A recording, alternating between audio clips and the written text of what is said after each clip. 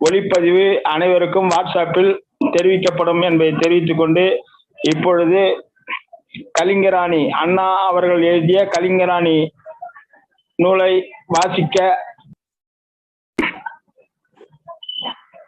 Trichy bell Arumugam DME அவர்களை அன்போடு அழைக்கிறோம்.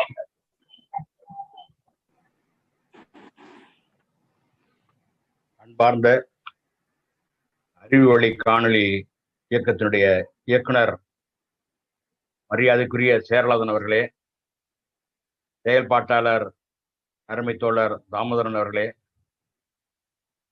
இந்த நிகழ்வுகளை கலந்து கொண்டு சிறப்பானதொரு தலைமையை ஆற்றி அமர்ந்திருக்கக்கூடிய ஆசிரியர் நடராஜன் அவர்களே, மற்றும் இதிலே கலந்து கொண்டு சிறப்பித்துக் கொண்டிருக்கக்கூடிய அறிஞர் பெருமக்களே, உங்கள் அனைவருக்கும் எனது பணிவன்பான வணக்கத்தினை தெரிவித்துக் கொள்கிறேன். தத்துவ மூலதனமே, தமிழருக்கு மொத்தமாய் கிடைத்திட்ட முகவரியே, நீ ஒருவன் மட்டும் முதித்திராவிடில் தற்பை புள்ளினால் தமிழன் கழுத்தில் சுருக்கு போட்டு தொங்க விட்டிருப்பான். அந்த நன்றியை எண்ணி எண்ணி எம் தந்தையே உன்னை தலை தாழ்த்தி வணங்குகிறேன் என்ற புலவர் புலமைப்பித்தனின் கவி வரிகளோடு என் உரையை துவங்குகிறேன். முதலிலே ஒரு வாழ்த்துப்பா. அகிலத்தில் சிறந்த வழி ஐயாவின் அறிவு வழி. அறிவு வழி என்ன செய்யும்? அறியாமை இருளகற்றும். ஆன்றோர்கள் சான்றோர்கள் அனைவரையும் ஒருங்கிணைக்கும். அறிவு சான்ற கருத்துக்களை அனைவருக்கும் எடுத்துரைக்கும். ஆற்றல் மிகு நம் தலைவர் ஆசிரியர் வழி நடக்கும். ஐயாவின் அடிச்சுவட்டில் அயராது நடைபோடும் அறிவொளி காணொளியும் அவனை போற்ற வாழியவே என்று இந்த வாழ்த்துப்பாவோடு என் உரையை துவங்குகிறேன்.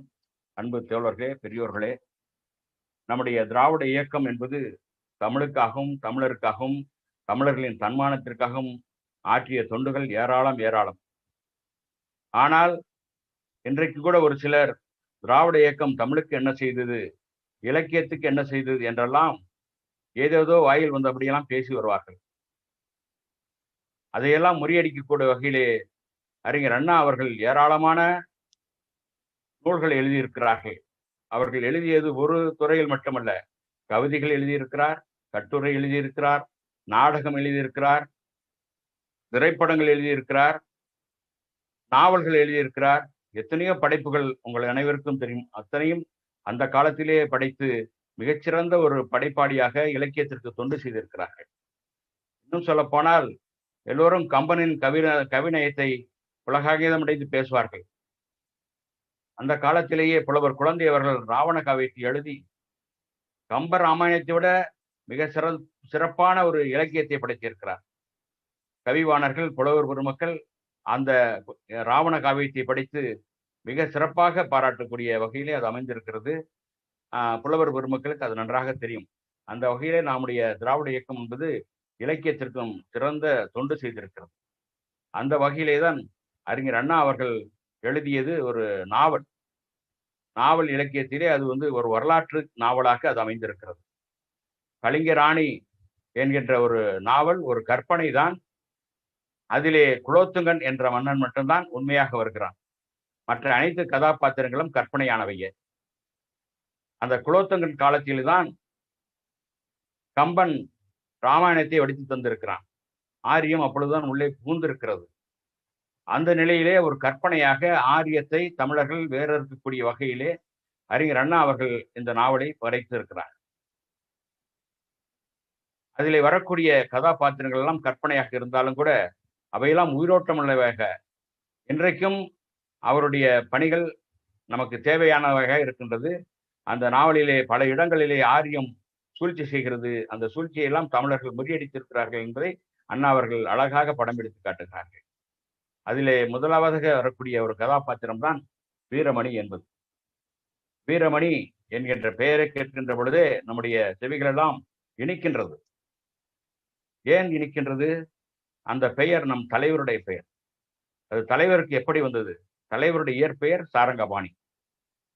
சாரங்கபாணி அவர்களுக்கு வீரமணி என்ற பெயர் சூட்டப்பட்டதே இந்த நாவலை வைத்துத்தான். இந்த நாவல் எழுதப்பட்ட காலத்தில் தான் தமிழர் தலைவர் அவர்கள் சிறு வயது 10 வயதிலே நம்முடைய பொது வாழ்க்கைக்கு வருகின்றார்கள். அந்த கலிங்கர் அணி திராவிட நாடு இதழிலே தொடர்ச்சியாக தொடர்கதையாக வந்து கொண்டிருக்கிறது. அதிலே அந்த வீரமணி என்கின்ற ஒரு இளைஞன் மிகப்பெரிய வீரனாகவும் மிகப்பெரிய அறிவாளியாகவும் ஆரியத்தை வேறக்கூடிய ஒரு போர் மறவனாகவும் திகழ்ந்திருக்கிறான். அதனால் அன்றைக்கு நம்முடைய ஆசிரியர் அவர்களுக்கு ஆசிரியராக இருந்த ஐயா திராவிடமணி அவர்கள் பொருத்தமாக அந்த பெயரை அவருக்கு சூட்டி இருக்கிறார்கள். அது இன்றைக்கும் பொருந்தக்கூடியதாக இருக்குது என்பதை எடுத்துக்காட்டத்தான் இந்த நாவலை நான் உங்கள் மத்தியிலே ஒரு உரையாட நினைக்கின்றேன். சுருக்கமாகத்தான் சொல்ல முடியும். அண்ணா அவர்கள் எழுதியது இலக்கிய நடையிலே. அவருடைய எழுத்துக்களெல்லாம் இலக்கண இலக்கியத்தோடு உமையத்தோடு இருக்கும். அதையெல்லாம் அப்படியே என்னுடைய வார்த்தைகளால் சொல்ல முடியாது. அதனுடைய இன்பத்தை, அதனுடைய அழகை, அதனுடைய சிறப்பை நான் படிக்கும் பொழுதுதான் நாம் உணர முடியும். அதே இலக்கிய நேயத்தோடு நான் பேச முடியாவிட்டாலும் கூட என் வரிகளிலே, என்னுடைய வார்த்தைகளிலே அதனை உங்களோடு பகிர்ந்து கொள்வதிலே நான் மகிழ்ச்சி அடைகின்றேன். அன்பு பெரியோர்களே, அந்த கதையிலே வரக்கூடிய கதாநாயகன் வீரமணி ஒரு குலோத்துங்க மன்னரிடத்திலே ஒரு படை வீரனாக பணியாற்றி கொண்டிருக்கிறார். குலோத்துங்க மன்னன் வேட்டைக்கு கிளம்புவதற்காக தயாராகி இருக்கிறான். அப்பொழுது படை வீரர்களை உதவிக்கு அழைக்கிறான். அந்த படை வீரர்களோடு மன்னனோடு வேட்டைக்கு செல்ல வேண்டும் என்கிற நிலையிலே தன்னுடைய காதலி நடராணி என்பவள், நடன ராணி, அவளை சந்தித்து விடைபெற்று செல்வதற்காக பூங்காவிற்கு செல்கிறான். அந்த பூங்காவிலே இவருக்கும் மிகச்சிறந்த ஒரு உரையாடல் நடக்கிறது. அந்த பெண்ணிடம் சொல்லி, நான் வேட்டைக்கு செல்கிறேன், சென்று வர எனக்கு விடை கொடு என்று சொல்லுகின்ற பொழுது அவள் ஊடல் கொள்கிறாள். என்ன உடனடியாக போறீங்க அப்படின்னு சொல்லுகின்ற பொழுது அவர் இருவருக்கும் ஒரு அந்த சம்பாஷணைகள், அதாவது உரையாடல்கள் நடைபெறுகின்றது. அப்பொழுது அவளிடம் விடைபெறுவதற்காக அவளை பாராட்டி புகழ்ந்து சில வரிகளை வீரமணி பேசுகிறார். பேசுகின்ற நேரத்திலே அந்த நடன ராணி, புலவரை வெஞ்சிடுவீங்க போல இருக்கே, இவ்வளவு தூரம் பேசுறீங்களேன்னு சொல்லும்போது, அந்த புலவர்கள், அன்றைக்கு இருந்த புலவர்களை பற்றி வீரமணி சொல்வதாக அண்ணா அவர்கள் எழுதுகிறார். ஆம், புலவர்கள் ஒரு காலத்திலே ஓடுகின்ற மானையும் பாடுகின்ற குயிலையும் ஆடுகின்ற மயிலையும் பற்றி எழுதினார்கள். இன்றைக்கு புலவர்கள் அப்படியே பச்ச அவதாரத்தையும் வாமன அவதாரத்தையும் மாவலி சக்கரவர்த்தியும் பற்றி அல்லவா எழுதி கொண்டிருக்கிறார்கள் என்று அதை பற்றி ரொம்ப வருத்தப்பட்டு சொல்கிறார். சொல்லுகின்ற நேரத்தில் நடராணி, பாவம், அவர்கள் என்ன செய்வார்கள், ஆரியம் அப்படி செய்திருக்கிறது, ஆரியர்கள் என்ன செய்வார்கள் என்று ஆரியத்திற்கு சார்பாக பேசுவது போல நடிக்கிறார். அப்பொழுது ஆரியர்கள் எவ்வளவு பெரிய பொய்களை மக்கள் மத்தியில பரப்பி மூட நம்பிக்கையை விதித்துக் கொண்டிருக்கிறார்கள். வானுலோகத்தில் இருக்கின்ற தேவர்களையும் மூவர்களையும் பற்றி சொல்லுகின்றார்கள். அவையெல்லாம் கற்பனை என்று சொல்கின்ற பொழுது, அதை பற்றி நீங்க தான் எனக்கு தேவர் என்று அவர் சொல்லுகிறார். சொல்லுகின்ற பொழுது அதுக்கு மறுமொழியாக நீ எனக்கு தேவாமிர்தம் என்று சொல்லுகிறான். வானமுதம் என்ற வார்த்தையை அவர் பயன்படுத்துகிறார். அப்பொழுது அவள் நடராணி என்ன சொல்கிறார் என்றால், நீங்க கூட பார்த்தீங்களா, ஆரியர்கள் சொன்ன அந்த வார்த்தையை தான் நீங்கள் பயன்படுத்துகிறீர்கள், நீங்களும் ஆரியத்திற்கு அடிமைப்பட்டிருக்கிறீர்கள் என்று அவர் கிண்டல் செய்கிறார். அப்பொழுது சொல்லுகின்ற பொழுது, என்ன செய்வது, ஆரியம் அந்த அளவுக்கு மக்கள் மனதிலே பூந்திருக்கிறது, இருந்தாலும் ஆரியம் நம் தமிழ் மக்களுக்கு விரோதமானது, அதனை வேறறுக்க வேண்டும் என்று சொல்லிவிட்டு நான் விடைபெறுகிறேன் என்று பேசிக் கொண்டிருந்த பொழுது, நடராணி அந்த அரசியலங்குமரிக்கு தோழியாக இருக்கிறாள். அந்த அரசியலங்குமரி அந்த நேரத்திற்கு அந்த பூங்காவிற்கு வருகிறார். வருகின்ற பொழுது உடனடியாக அந்த வீரன் அந்த இடத்தை விட்டு நழுவுகிறான். அப்பொழுது அரசியலங்குமரி, என்னடி இன்னும் பூப்பறிக்க இன்னும் பறிக்கலையா என்று கிண்டலாக கேட்டுக்கொண்டு, உன் காதலனுடன் நேர வரைக்கும் கொஞ்சம் குழவனாயே என்று கேலி செய்து கொண்டு வருகிறார். இல்லையம்மா, நான் ஏதோ பறித்து விடுகிறேன் என்று சொல்லுகின்ற பொழுது, பூவெல்லாம் பறிக்கலாம், வாங்க நம்ம விளையாடலாம் என்று அவர்கள் விளையாடப் போகிறார்கள். அப்பொழுது இன்னொரு சேடிப்பெண் வருகிறாள் அவர்களோடு. அவள் கங்கை கரையிலிருந்து வந்திருக்கக்கூடிய ஒரு ஆரிய பெண்மணி. அந்த ஆரிய பெண்மணி புதிதாக அரசியலங்குமரி இடத்திலே சேர்ந்திருக்கிறார். அப்பொழுது ஒருவர் விளையாடுகின்ற பொழுது பாடல் என்றெல்லாம் வருகின்ற பொழுது, அங்கே அரசியலங்குமரி என்ன சொல்கிறாள், உன்னுடைய நாட்டிலே யாராவது வீரர்களை பற்றி, வீர காவியத்தை பற்றி ஏதாவது சொல்லு அப்படின்னு சொல்லுகின்ற பொழுது, அவள் ராமனை திருப்பி சொல்கிறார். 10 தலை ராவணனை வெற்றி கொண்ட எங்களுடைய ராமன் என்று சொல்லுகின்ற பொழுது, நடன ராணி என்ன சொல்கிறார் என்றால், இது அவதார கதை, மனிதர்களுடைய கதையை சொல்லு என்று சொல்லுகின்ற பொழுது, அதெல்லாம் ஒன்றும் சொல்ல முடியாது என்று, எங்களுடைய தேவர்கள் எப்படிப்பட்டவர்கள் தெரியுமா, அவர்கள் மூட்டுகின்ற ஓம புகையிலே எவ்வளவு பெரிய சாம்ராஜ்யத்தெல்லாம் வீழ்த்தி இருக்கிறார்கள் என்று அவர் சொல்லுகின்ற பொழுது, இதெல்லாம் சூழ்ச்சியால் நடப்பதுதான், ஒரு மனித திறமையால் இல்லை என்று சொல்லி அப்பொழுது 2 பேருக்கும் ஒரு சண்டை மூழ்கிறது. அப்பொழுது அந்த ஆரிய பெண்மணி என்ன நினைக்கிறார் என்றால், இந்த நடன ராணி இருக்கின்ற வரை நமக்கு அரசியலங்குமரியிடத்திலே ஒரு செல்வாக்கு இருக்காது. நாம் வந்த திட்டம் அவர் வேறு யாரோட ஏவப்பட்டு இருக்கிறார். நாம் இங்கிருந்து வந்த திட்டம் நிறைவேறாது. எனவே இந்த நடன ராணியை நாம் இந்த இடத்தை விட்டு அப்புறப்படுத்த வேண்டும், அரசியலங்குமரியிடமிருந்து நாம் பிரிக்க வேண்டும் என்ற ஒரு மனதுக்குள்ளே திட்டம் போடுகிறாள். இப்படி அவர்கள் அரண்மனையில் இருந்த காலத்திலே அங்கே ராஜா அவர்கள் வேட்டைக்கு சென்று விட்டு வேட்டையாடி வீடு திரும்புகின்ற நேரத்திலே அவருக்கு ஒரு யோசனை தோன்றுகின்றது. அவர் சோழ நாட்டை விரிந்து பறந்து ஆட்சி செய்து கொண்டிருக்கிறார். அந்த நிலையிலே நாம் காஞ்சிபுரத்துக்கு செல்ல வேண்டும், உடனடியாக காஞ்சி செல்வதற்கு புறப்படுங்கள் என்று அனைத்து படை வீரர்களுக்கும் தளபதிக்கும் உத்தரவிடுகிறார். நான் காஞ்சி வருகின்ற செய்தியை உடனடியாக சென்று அங்கே உள்ள காவலனிடம் தெரிவி என்று சொல்லி வீரமணியை அனுப்புகிறார். வீரமணி காதலியிடமிருந்து பிரிந்து செல்வதற்கே முடியாமல் சிரமப்பட்டு பிரிந்து சென்றிருக்கிறார். ஆனா உடனடியாக மன்னன் உத்தரவிட்டதால் அதை தட்ட முடியாமல் புறப்படுகிறான்.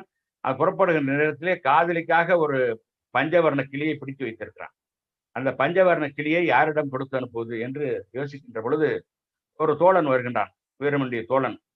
அவனிடத்திலே கொடுத்து அனுப்பி இது என்னுடைய நடன ராணியிடம் கொடுத்து விடு என்று சொல்லுகின்றான். அவனுக்கு கொஞ்சம் காது மந்தம்.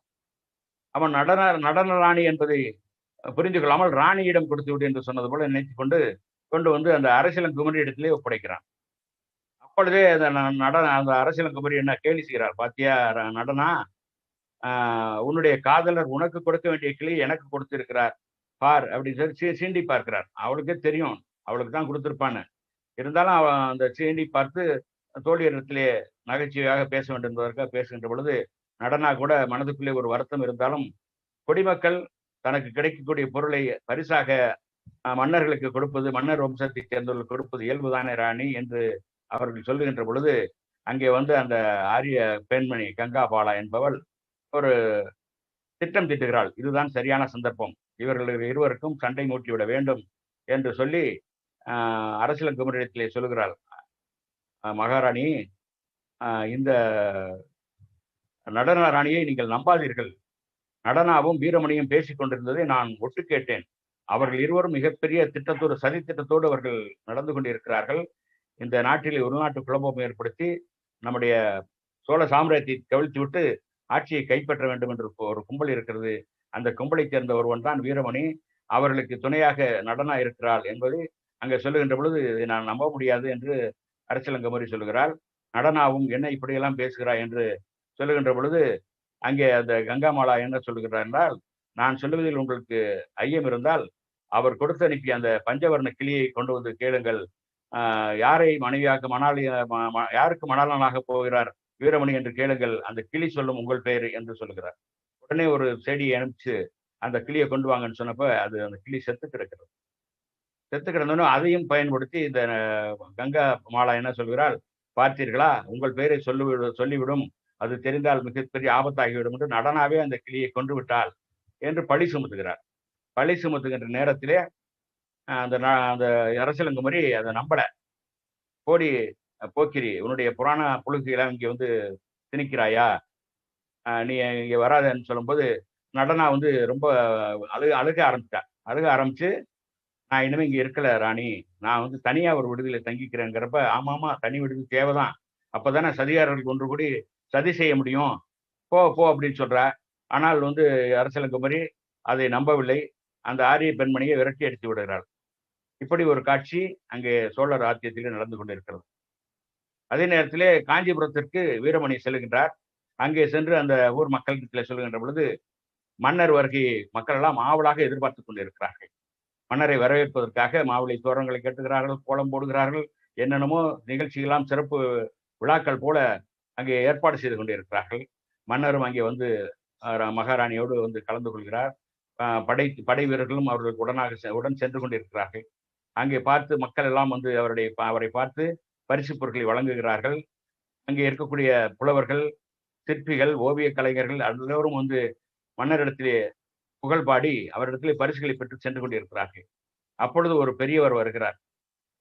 அவரை பார்த்து மன்னர் கேட்கிறார், என்ன பெரியவரே, உங்களுக்கு எதுவும் தேவையில்லையா பரிசு என்கின்ற பொழுது, எனக்கு ஒன்றும் பரிசு தேவையில்லைங்க, ஆனா எனக்கு மனசுக்குள்ள ஒரு வருத்தம்.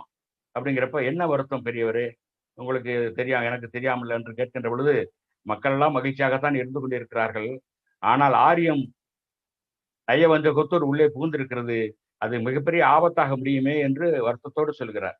சொல்லுகின்ற பொழுது மன்னர் சொல்லுகிறார், அப்படி ஒன்றும் நம்முடைய ராஜ்யத்திலே எளிதாக புகுந்து விட முடியாது. கனகவிசயனுக்கு ஏற்பட்ட கதி அவர்களுக்கு தெரியும், நாம் பார்த்துக் கொள்ளலாம், கவலைப்படாதீர்கள் என்று அங்கே வந்து அவருக்கு ஆறுதல் சொல்லுகிறார். இந்த நிலையிலே அங்கே அவருக்கு குறுநில மன்னர்கள் எல்லாரும் வந்து அவர்களுக்கு தங்களுடைய கப்பத்தை செலுத்திக் கொண்டிருக்கிறார்கள். கப்பம் செலுத்தி முடித்த பிறகு மன்னர் கேட்கிறார், எல்லா குறுநில மன்னர்களும் நமக்கு திரை செலுத்தி விட்டார்களா, கப்பம் செலுத்தி விட்டார்களா என்று கேட்ட பொழுது தயங்கி சொல்லுகிறான் படைத்தளபதி, இல்லை மன்னா, ஒரே ஒரு மன்னன் மட்டும் நமக்கு திரை செலுத்தவில்லை என்று சொன்னவுடன் உடனடியாக அதிர்ச்சி அடைந்து, யார் அவன் என்று மன்னர் கேட்கிறார். அவன்தான் கலிங்கத்தான்.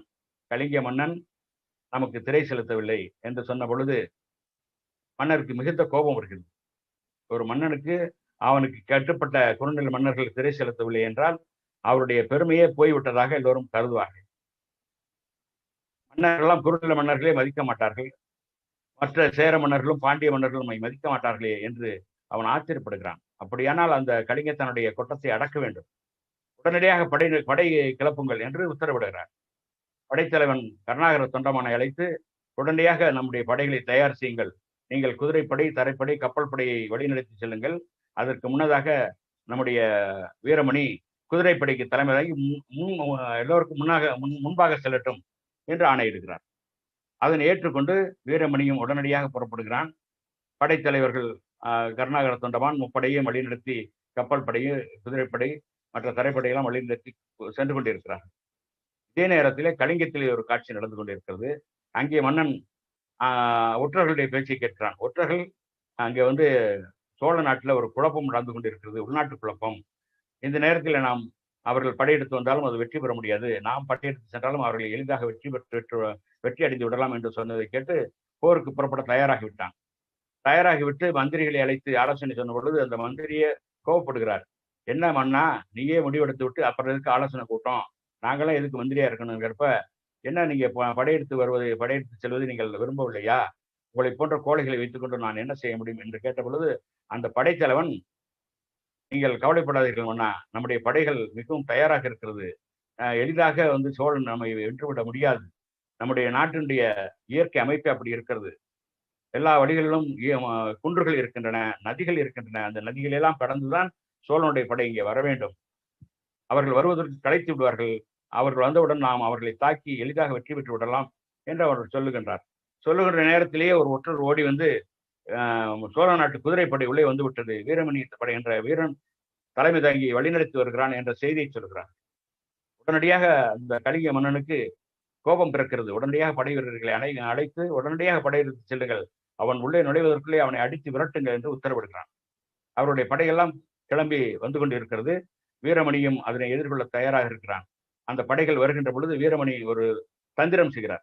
என்ன செய்கிறார் என்றால், அவர்கள் படைகள் வருகின்ற பொழுது நம்முடைய சோழ படைகளை பின்வாங்க செய்கிறார். பின்னால போங்க, பதுங்கி பாய்கின்ற ஒரு தந்திரம். பின்வாங்குகள் என்று சொல்லுகின்ற பொழுது அந்த கலிங்க மன்னன் அங்கே வந்து அவன் பயந்துட்டு ஓடுறான் என்று அந்த உற்சாகமாக அந்த படையை விரட்டி கொண்டு செல்கின்ற நேரத்திலே வீரமணி என்ன செய்கிறார் என்றால், அந்த குதிரைப்படையை 2 பிரிவாக பிரிந்து செல்கிறார். 2 பிரிவாக பிரிந்து செல்கின்ற பொழுது கரை போல அமைந்து விடுகிறது. அந்த கலிங்கப்படை உள்ளே வந்து விடுகிறது. உள்ளே வந்தவுடன் சுற்றி வளைத்து குதிரைப்படை அவர்களை தாக்குகின்ற பொழுது அந்த படையை மிக சுலபத்திலே வீரமணியுடைய படை வெற்றி கொள்கிறது. குதிரைகள் வெட்டப்படுகின்றன, யானைகள் தாக்கப்படுகின்றன, வீரர்களுடைய தலைகள் கொய்யப்படுகின்றன. அங்கே கலிங்கனுடைய படை சின்னாபின்னமாக சிதறி ஓடுகிறது. கலிங்க மன்னன் உயிர் தப்பித்தால் போதும் என்று தப்பி ஓடுகிறான். வெற்றி பெற்ற பிறகு தன்னுடைய படை வீரர்கள் எல்லாம் பாடி வீட்டிலே தங்க சொல்லிவிட்டு அந்த படைக்களத்தை பார்ப்பதற்காக வீரமணி செல்கின்ற நேரத்தில் அங்கே யானைகள், குதிரைகள் எல்லாம் வெட்டப்பட்டு அங்கே சாய்ந்து கிடக்கின்றன, மலை போல் சாய்ந்து கிடக்கின்றன.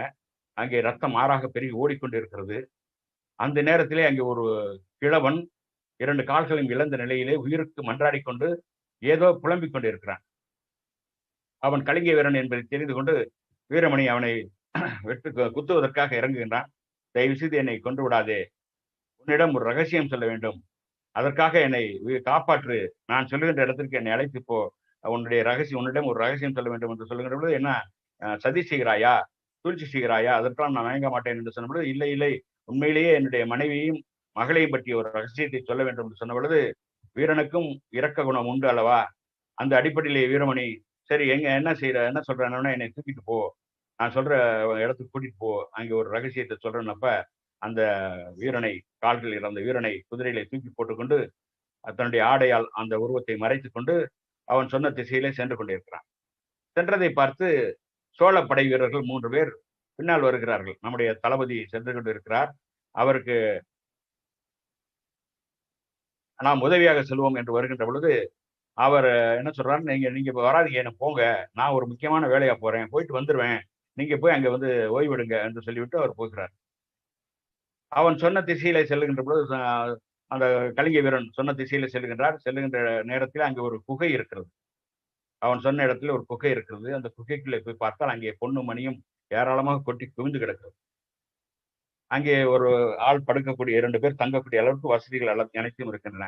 அங்கே போய் அந்த கட்டிலே அவனை கிடத்தி விட்டு கேட்கின்ற பொழுது அவன் சொல்கிறான், இது பொன்னும் மணியையும் நீ எடுத்துக்கொள், இதையெல்லாம் வைத்துக் கொண்டு கலிங்கத்தை விலைக்கு வாங்கி விடலாம், அவ்வளவு பொன்னும் மணியும் இருக்கின்றது, நீ எடுத்துக்கொள். ஆனால் உன்னிடம் ஒரு ரகசியம் சொல்கிறேன், எனக்கு ஒரு மகள் இருக்கிறாள், எனக்கு ஒரு மனைவி இருக்கிறாள், அந்த மகளை நான் பார்த்ததில்லை, மனைவியையும் நான் இப்பொழுது மனைவியும் என்னிடத்தில் இல்லை, அந்த இருவரையும் கண்டுபிடித்து இந்த பொற்குவையை அவர்களுக்கு ஒப்படைத்து விட்டு பாதியை நீ எடுத்துக்கொள் என்று அவன் சொல்கின்றான். அப்ப என்ன சொல்றீங்க அப்படின்னு கேட்கும்போது ஒரு கதையை சொல்றான். அந்த கலிங்கை கிழவன் ஒரு கதை சொல்கிறான். நான் சிறு வயதிலே இளைஞனாக இருக்கும் பொழுது உல்லாசத்துக்காக ஊர் ஊராக சுற்றி கொண்டிருப்பேன். சுற்றி கொண்டிருந்த நேரத்திலே மலர்புரி என்ற ஒரு நாட்டிற்கு செல்கிறேன், குறுநில நாடு. அது வந்து சோழ மண்டலத்துக்கும் ஆந்திர மண்டலத்துக்கும் இடையிலே அமைந்திருக்கக்கூடிய நாடு. அந்த நாட்டிலே ஒரு மரகதவள்ளி என்கின்ற அரசி ஆண்டு கொண்டிருக்கிறார். அந்த நாட்டிற்கு நான் அந்த பகுதியை சுற்றி சென்று கொண்டிருக்கும்போது அங்கே சென்று ஒரு பூங்காவனத்திலே அமர்ந்திருக்கிறேன்.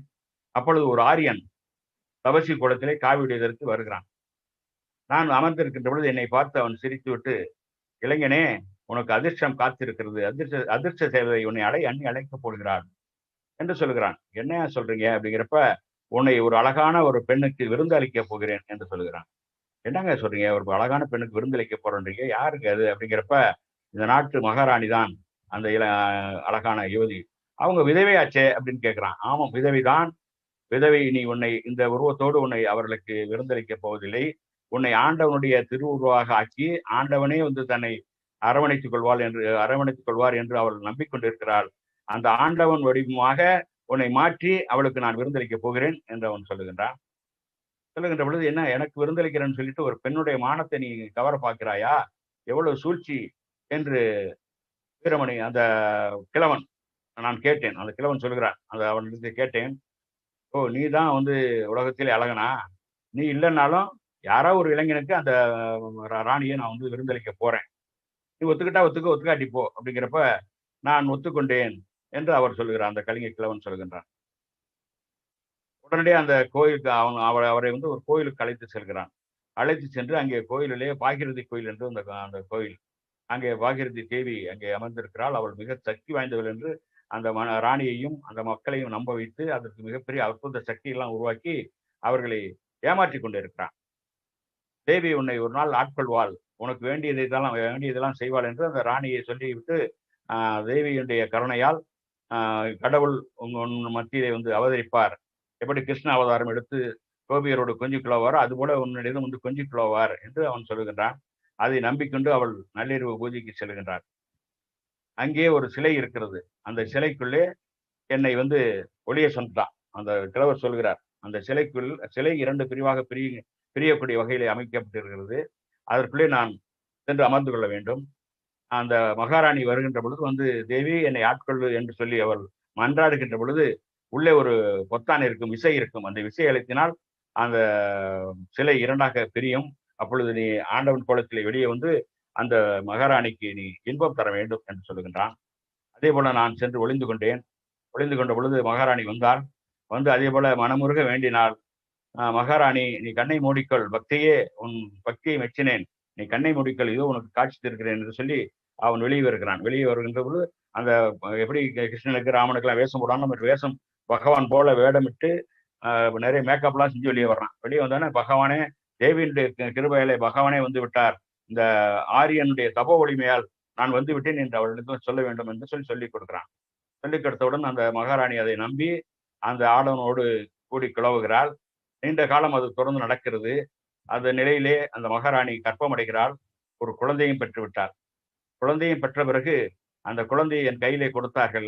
அந்த குழந்தையை கொஞ்சிக்கின்றிருக்கிற போது என் மனசாட்சி உறுத்தியது. அந்த மகாராணியிடத்திலே நான் உண்மை சொல்லிவிடலாம் என்று நான் சொன்னேன்.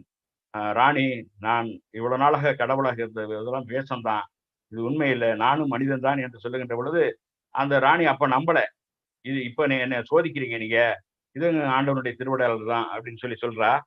சொல்லிக்கிட்டு கொஞ்சம் இல்ல இல்ல உண்மைதான், உண்மையிலேயே நான் மனிதன் தான் என்று சொல்லுகின்ற பொழுது இவனுக்கு ஏதோ ஒரு மயக்கம் ஏற்படுகிறது. இவன் மீது யாரோ ஒரு மருந்தை தூவுவது போல ஒரு நிலை ஏற்படுகிறது. அவனை அவனை அறியாமலே என்னை அறியாமலே நான் மயங்கி விட்டேன் என்று அவர் சொல்லுகிறார். அந்த கலிங்கை கிழவன் சொல்கிறார், என்னை அறியாமலே நான் மயங்கி விட்டேன். நான் கண் விழித்து பார்க்கின்ற பொழுது நான் கலிங்கத்தில் உள்ள வீட்டிலே படுத்துக் இருக்கிறேன், காய்ச்சலோடு படுத்துக் இருக்கிறேன். அங்கே எப்படி நான் வந்தேன் என்று கேட்ட பொழுது பக்கம் பக்கத்தார் சொன்னார்கள், பல்லக்கிலே 4 பேர் கொண்டு வந்து இங்கே போட்டுவிட்டு போனார்கள் என்று சொன்னார்கள். அந்த திரும்ப வந்தால் அந்த ஆரியன் அச்சுறுத்துவான் என்பதற்காக அங்கே வராமல் நான் ஊர் ஊராக சுற்றி கொண்டு 10 ஆண்டுகளுக்கு பிறகு மீண்டும் நான் அந்த மலர்புரிக்கு நான் சென்றேன்.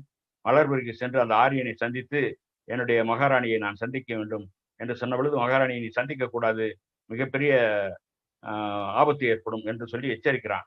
சரி, என்னுடைய மகளையாவது காட்டு என்று சொல்லுகிற பொழுது, மகளையும் உன்னிடத்தில் காட்ட முடியாது, அவள் ஒரு பரத்தியிடம் வளர்ந்து கொண்டிருக்கிறாள் என்று சொல்லி இப்பொழுது காட்ட முடியாது என்று சொல்லி அவள் காதிலே ஒரு நீலமணி தொங்கியது. அந்த நீலமணியை வேண்டுமானால் உனக்கு தருகிறேன், அதை கொண்டு போ, அதை வைத்து நீ உன்னுடைய மகளை கண்டுபிடித்துக் கொள் என்று கொடுத்தான். அந்த நீலமணி என்னுடைய கழுத்திலே கிடக்கிறது வீரமணி, அந்த படைத்தலைவரே, நீ அதை எடுத்துக்கொண்டு அதை வைத்துக்கொள், அந்த எப்படியாவது என்னுடைய மகளை கண்டுபிடித்து அவளிடத்தில் இந்த பொக்கிஷத்தை ஒப்படை, என்னுடைய மனைவிக்கும் இதை தெரிவித்து விடு என்று சொல்லுகின்றார். இப்படி சொல்லிக் கொண்டிருக்கிற போது என்ன ஆகுதுன்னா, சோழ போர் வீரர்கள் 3 பேர் எங்கே நம்முடைய படைத்தளபதி சென்றாரே காணாமே என்று தேடி வருகிறார்கள். தேடி வந்து குகைக்கு வந்து விட்டார்கள். இப்படிப்பட்ட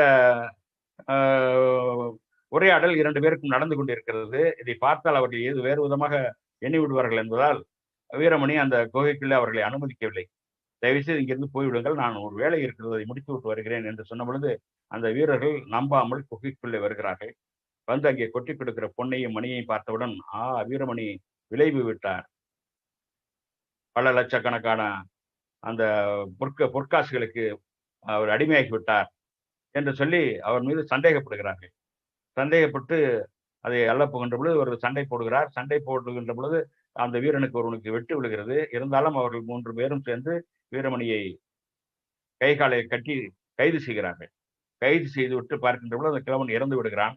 அந்த இறந்த கிழவனை அங்கேயே போட்டுவிட்டு அங்கே பொற்கு விலையும் அள்ளிக்கொண்டு வெளியே வருகிறார்கள். கொண்டு வந்து கருணாகர தொண்டமான் படைத்தலைவரிடம் ஒப்படைக்கிறார்கள். இவன் ஏராளமான பொற்காசுகளை பெற்றுக்கொண்டு நம்ம அந்நியனுக்கு நம்மை காட்டி கொடுத்து விட்டான், சோழ மண்டலத்தை காட்டி கொடுத்து விட்டான் என்று புகாரை தெரிவிக்கிறார்கள். ஆனால் வீரமணி தன்னுடைய ரகசியத்தை வெளியே சொன்னால் அந்த கிழவனுக்கு ஆபத்து, அவருடைய மனைவி மலர்புரியிலே அரசியாக இருக்கிறாள், அவளுக்கு கெட்ட பேர் வரும், அந்த குழந்தைக்கும் ஆபத்து வந்துவிடும் என்பதற்காக அந்த ரகசியத்தை மனதுக்குள்ளே போட்டு பூட்டி.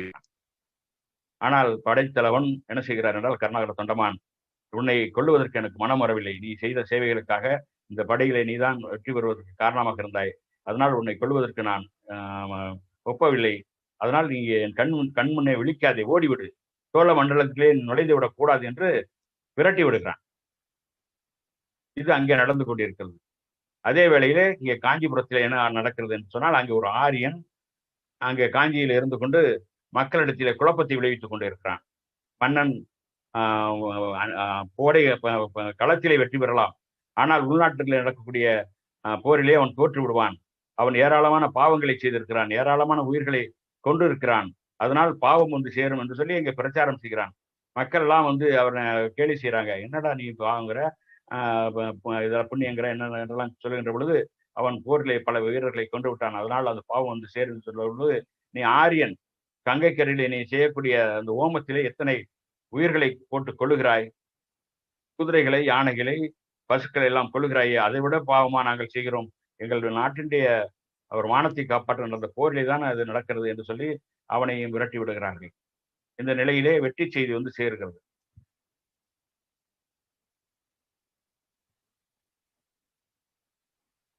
அந்த சோழப்படைகளை வெற்றி பெற்ற வீரர்கள் திரும்பி வருகின்ற பொழுது சோழப்படை வரவேற்கிறார்கள். வரவேற்க அனைவரும் தயாராக இருக்கிறார்கள்.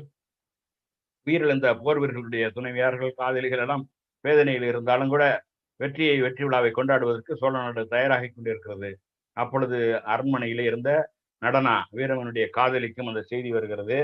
ஆனால் உன்னுடைய காதலன் துரோகி ஆகிவிட்டான், நாட்டை காட்டி கொடுத்து விட்டான் என்ற செய்தி வந்த பொழுது அவள் அதெல்லாம் இருக்காது, என்னுடைய காதலர் அப்படிப்பட்டவர் அல்ல, தூய்மையானவர், மாசற்றவர் என்று சொல்லி அவள் புலம்புகின்ற பொழுது அங்கே பெரிய வாக்குவாதம் நடக்கிறது. அந்த கங்கா அங்கே வந்து விட்டாள். பார்த்தீர்களா ராணி, நான் சொன்னது நடந்து விட்டதல்லவா, இவர்களுடைய சதி இப்பொழுது குட்டு வெளிப்பட்டு விட்டதே பாருங்கள் என்று சொல்லி அங்கே வந்து சண்டையை மூட்டுகிறாள். சண்டையை மூட்டிவிட்டு இருந்தாலும் இளவரசி அதை நம்பவில்லை. இதை நான் நம்ப முடியாது என்று சொல்லி கங்காபாலாவை விரட்டி விடுகிறார். ஆனாலும் அந்த ஆரிய பெண்மணி ஊருக்குள்ளே வந்து பலரிடத்திலும் அதை தவறாக பிரச்சாரம் செய்கிறாள். வீரமணியும் நடனாவும் சதிகாரர்கள், வீரமணி நாட்டை விட்டு விரட்டப்பட்டான், அதே போல இந்த நடனாவை அரண்மனையில் வைத்திருக்க கூடாது, அவளையும் விரட்ட வேண்டும் என்று அங்கே சூழ்ச்சி செய்து அனைவரிடத்திலும் பிரச்சாரம் செய்து கொண்டிருக்கிறார். இப்படி மக்கள் மத்தியிலே அவருக்கு எதிரான ஒரு கருத்தை பிரச்சாரம் செய்து கொண்டிருக்கிற நேரத்திலே நடனாவுக்கும் உடல்நிலை சரியில்லாமல் போகிறது. கவலையிலேயே நம்முடைய காதலர் என்ன செய்கிறாரோ, எப்படி இருப்பார் என்ற கவலை வேறு, நம் மீது பழிமேறு சுமத்தப்பட்டிருக்கிறது என்று கவலையிலே அவளுக்கு காய்ச்சல் வந்து விடுகிறது. காய்ச்சலிலே மிகுந்த வேதனையோடு புலம்பிக் கொண்டிருக்கிறாள். இளவரசி என்ன செய்கிறார் என்றால், அவருக்கு உயர்ந்த மருத்துவரை வரவழைத்து தரமான சிகிச்சை அளிக்கிறார். ராஜ வைத்தியம் செய்து கொண்டிருக்கிற நேரத்திலே அந்த வைத்தியர் கொஞ்சம் வயதானவர் நடனாவுடைய அழகை பார்த்து மயங்குகிறார். அவள் குணமடையட்டும் என்று பக்கத்திலே இருந்து அவளுக்கு மருந்து கொடுத்து குணமாக்குகிறான். குணமடைந்தவுடன் அவன் சொல்லுகிறான், நீ நன்றாக குணமடைந்து விட்டாய் நடனா, நீ உன்னுடைய காதலன் இந்த நாட்டுக்கு நீ திரும்பி வரப்போவதில்லை, நீ என்னை மணந்து கொண்டால் என்ன என்று கேட்கிறான். உடனே அவளுக்கு அதிர்ச்சியாகி, நீ என்ன என்னிடம் இப்படி பேசுகிறாய், உன்னை நான் மணந்து கொள்ள முடியாது என்று சொல்லி நிராகரிக்கிறான். பல முறை வாக்குவாதம் செய்தும் நடக்கவில்லை என்பதால் அவன் அவமானப்படுகிறான். அந்த வைத்தியனை பிடிக்கிறான். யாரு? கங்காபாலா, ஆரிய பெண்மணி. என்னையா ஆம்பளை நீ, ஒரு பொண்ணு உன்னை காரி துப்பிட்டா, செருப்பால் அடிச்சுட்டா, நீ வந்து இன்னும் உயிரோட இருக்க, அவளை வந்து உன்னால ஒன்றும் செய்ய முடியாதா என்று சொன்ன உடனே என்ன செய்யணுங்கிறப்ப அவளை கொன்று அப்படின்னு சொல்றான். நீதான் பெரிய வைத்தியனாச்சே, அவளை கொல்ல முடியாதா அப்படிங்கிறப்ப தாராளமா செய்யலாம், நான் கொடுக்கக்கூடிய அந்த மூலிகை விஷமருந்து தான் செத்தாள் என்று கண்டுபிடிக்க முடியாத வகையில் அவள் இறந்து விடுவாள். அந்த என்ன பரிசோதனை செய்தாலும் அந்த உடலில் இருக்கக்கூடிய விஷத்தை யாராலும் கண்டுபிடிக்க முடியாது என்று சொல்லி ஒரு மாத்திரையை கொடுக்குறான். அதை கொண்டுகிட்டு போறப்ப ஒரு ஆரியன் வருகிறான். அந்த கங்காமாலாவை பார்த்து, பெண்ணே நில், எதற்காக நாம் வந்தோம், நாம் வந்த வேலை இன்னும் நிறைவேறவில்லையே, எனக்கு மேலிடத்திலிருந்து வடக்கே இருந்து உத்தரவு வந்து கொண்டே இருக்கிறது, 2 பேரும் என்ன செய்கிறீர்கள் என்று என்னிடத்திலே கேள்வி கேட்கிறார்கள். 2 பேரும் மாசம் ஊதியம் வாங்குவதிலே குறியாக இருக்கிறீர்கள், நீங்க சென்ற காரியம் ஒன்றும் நடக்கவில்லையே என்று எனக்கு வந்து மேலிருந்து வசவு வந்து கொண்டிருக்கிறது, நீ என்ன செய்கிறாய் என்று சொன்ன பொழுது, ஏதோ நான் இந்த விஷ மருந்தை கொண்டு செல்கிறேன் என்று அவள் சொல்கிறாள். யாருக்கு என்று கேட்ட பொழுது, நடனாவுக்கு என்று சொன்ன பொழுது காரி துப்புகிறான் அவனு. இது போயும் ஒரு நடன பெண்மணியா நீ கொள்வாய், அதனால் நமக்கு என்ன லாபம், நீதான் அரண்மனையில் வேலை பார்க்கிறவளாயிற்றே, அந்த இளவரசிக்கு அந்த விஷத்தை கொடு அல்லது மன்னருக்கு கொடு, அவர்களில் யார் இருந்தாலும் நமக்கு நல்லது, நம்முடைய காரியம் வெற்றி பெறும் என்று சொன்ன பொழுது அப்படியே ஆகட்டும் என்று சென்று கொண்டிருக்கிற இந்த நேரத்திலே, இடைப்பட்ட நேரத்திலே அந்த இளவரசி அந்த நடனாவுடைய நிலையை பார்த்து வேதனைப்படுகிறார். தன்னுடைய காதலனுக்காக இயங்குகிறாள். அவன் மீது பழி சுமத்தப்பட்டு விட்டதே, அவன் எங்கே இருக்கிறானோ, எப்படி இருக்கிறானோ என்று அவள் அஞ்சி புலம்பிக் கொண்டிருப்பதை பார்த்து விட்டு, நீ கொஞ்ச நாளைக்கு வெளியூருக்கு போயிரு, காஞ்சிபுரத்தில் இரு, உனக்கு மனசு ஆறுதல் அடையும், அதுக்கப்புறம் உன்னுடைய கணவன், உன்னுடைய காதலன் வருவான், அல்லது நீ கண்டுபிடித்து விடலாம், அவரிடத்தில் நான் சேர்த்து வைக்கிறேன் என்று சொல்லி ராணி அவர்களை அனுப்பி வைக்கிறாள். அவனோடு ஒரு வீரனை, துணைக்கு குதிரைப்படை வீரனை அனுப்பி வைக்கிறார். அந்த கங்காமாலா உள்ளே வருகின்ற பொழுது அந்த நடனா அந்த ஊரை விட்டு சென்று விடுகிறாள். அதனால் இவளுக்கு ரொம்ப வாய்ப்பாக போய்விட்டது. அதனை ராணிக்கு கொடுக்க வேண்டும், அந்த வைத்தியன் கொடுத்த அந்த மாத்திரையை, விஷ உருண்டையை அந்த இளவரசிக்கு கொடுக்க வேண்டும் என்று பாலிலே கலந்து அந்த பால் சம்பை கொண்டு வந்து கொண்டிருக்கிறார். அப்பொழுது அந்த மருத்துவனுக்கு பைத்தியம் பிடித்திருக்கிறது. பைத்தியம் பிடித்து சாலையில் நின்று கொண்டு, நான் இன்னைக்கு க்ளோஸ், நடனா இன்னைக்கு காடி அவள் இறந்து விடுவாள், ஒளிந்தாள் துரோகி, என்னை வந்து நிராகரித்தாள் அல்லவா, அவள் என்றையோட ஒளிந்தாள் என்று சொல்லி கூச்சல் போட்டுக்கொண்டு வருகிறான். அவன் பைத்தியக்காரன் என்று எல்லோரும் நிராகரிக்கிறார்கள். ஆனால் அரண்மனைக்கு வாசலுக்கே வந்துட்டான். வந்த உடனே அங்க காவலர்கள்லாம் தடுத்து நிறுத்துறாங்க. நான் வந்து நடனாவுக்கு விஷம் கொடுத்துட்டேன்னு சொல்றான். அப்படியா அப்படின்னு சொல்லி அவனை கைது பண்ணி கொண்டு போய் அரசருக்கு முன்னே நிறுத்துறாங்க. நிறுத்துகின்ற பொழுது என்னடா சொல்றேன்னப்ப, நான் நடனாவுக்கு விஷமார்த்தியை கொடுத்து விட்டேன் என்பதை உணர்கிறார். இது உண்மையா என்று பார்ப்பதற்காக மன்னர் வருகிறார். அப்பொழுது இந்த கங்கா என்ன செய்கிறாள், ஒரு சொம்பிலே பாலை எடுத்துக்கொண்டு ராணிக்கு இளவரசிக்கு கொடுப்பதற்காக வந்து கொடுக்கிறார். வந்து கொண்டிருக்கின்ற பொழுது இந்த வைத்தியன் என்ன கேட்கிறான்னா, கங்காமாலா, நான் சொன்னதை செய்துட்டியா, நடனா ஒளிந்தாளா, என்னுடைய எதிரி ஒளிந்தாளா, தீர்த்தாளா என்று அப்படி புலம்புகிறான். புலம்புகின்ற இவனை பார்த்த உடனே அவனுக்கு கை காலம் விட நடுக்கிடுச்சு. நடுக்கணும்னா அப்படியே பால் சம்பவம் வந்து கீழே போட்டான். கீழே போட்ட உடனே பால் எல்லாம் சிதறிது. அந்த செம்புல கொஞ்சம் பால் இருக்கு. அந்த பாலை எடுத்து இந்த வைத்தியன் குடிச்சிடறான். அப்பொழுது பதறி போய் அந்த கங்காமாலா என்ன சொல்கிறாள், நீ அந்த பாலை குடிக்காதே குடிக்காதே, அதில் தான் விஷம் கலந்திருக்கிறேன் என்று அவள் சொல்லுகிறாள். உடனே மன்னருக்கு கோபம் வந்து விடுகிறது. என்ன விஷம் கலந்திருக்கிறாயா, ராணிக்கு இளவரசிக்கே நீ விஷம் கலந்து விட்டாயா என்று பார்க்கின்றோம். அதற்குள் அந்த வைத்தியன் இறந்து விடுகிறான். உடனே அந்த ஆரிய பெண்மணியை பிடித்து சிறையிலே அடைத்து விடுகிறார். இது ஒரு காட்சி. அங்கிருந்து நடனாவை வெளியே அனுப்பிவிட்டார் அல்லவா இளவரசி. அந்த நடனா அந்த குதிரை வீரனோடு சென்று கொண்டிருக்கிறார். சென்று கொண்டிருந்த பொழுது அவளுக்கு வந்து காதலை பற்றிய ஏக்கம். காஞ்சிபுரத்திலே போய் தங்க வேண்டும் என்று ராணி அனுப்பியிருந்தாலும் கூட அங்கே போய் தங்குவதற்கு அவளுக்கு விருப்பம் இல்லை. தன்னுடைய காதலனை தேடி போக வேண்டும் என்று ஆசைப்படுகிறாள். அப்பொழுது இந்த வீரனிடத்திலே பேச்சு கொடுக்கிறாள்.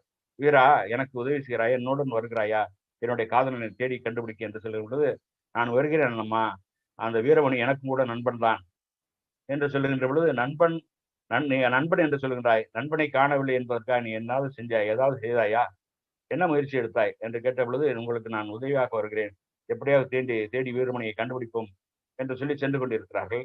சென்று கொண்டிருந்த நேரத்திலே நடனா என்ன செய்கிறாள், ஆண் உடை தரித்து ஆண் வேடமிட்டு சென்ற பேரும் செல்றாங்க. சென்று கொண்டிருந்த பொழுது இருட்டி விடுகிறது.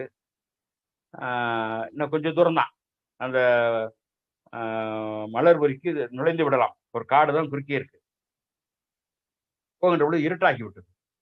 இருட்டானவுடன் அந்த காட்டை கடந்து செல்வது கொஞ்சம் சிரமமாக இருக்கிறது. தூரத்திலே பார்த்தால் விளக்குகள் எரிந்து கொண்டிருக்கின்றன. 2 பேரும் அதன் அருகிலே சென்று பார்த்தால் பாண்டியன் நாட்டைச் சேர்ந்த வணிகர்கள் அங்கே கூடாரம் அடித்து தங்கிக் கொண்டிருக்கிறார்கள்.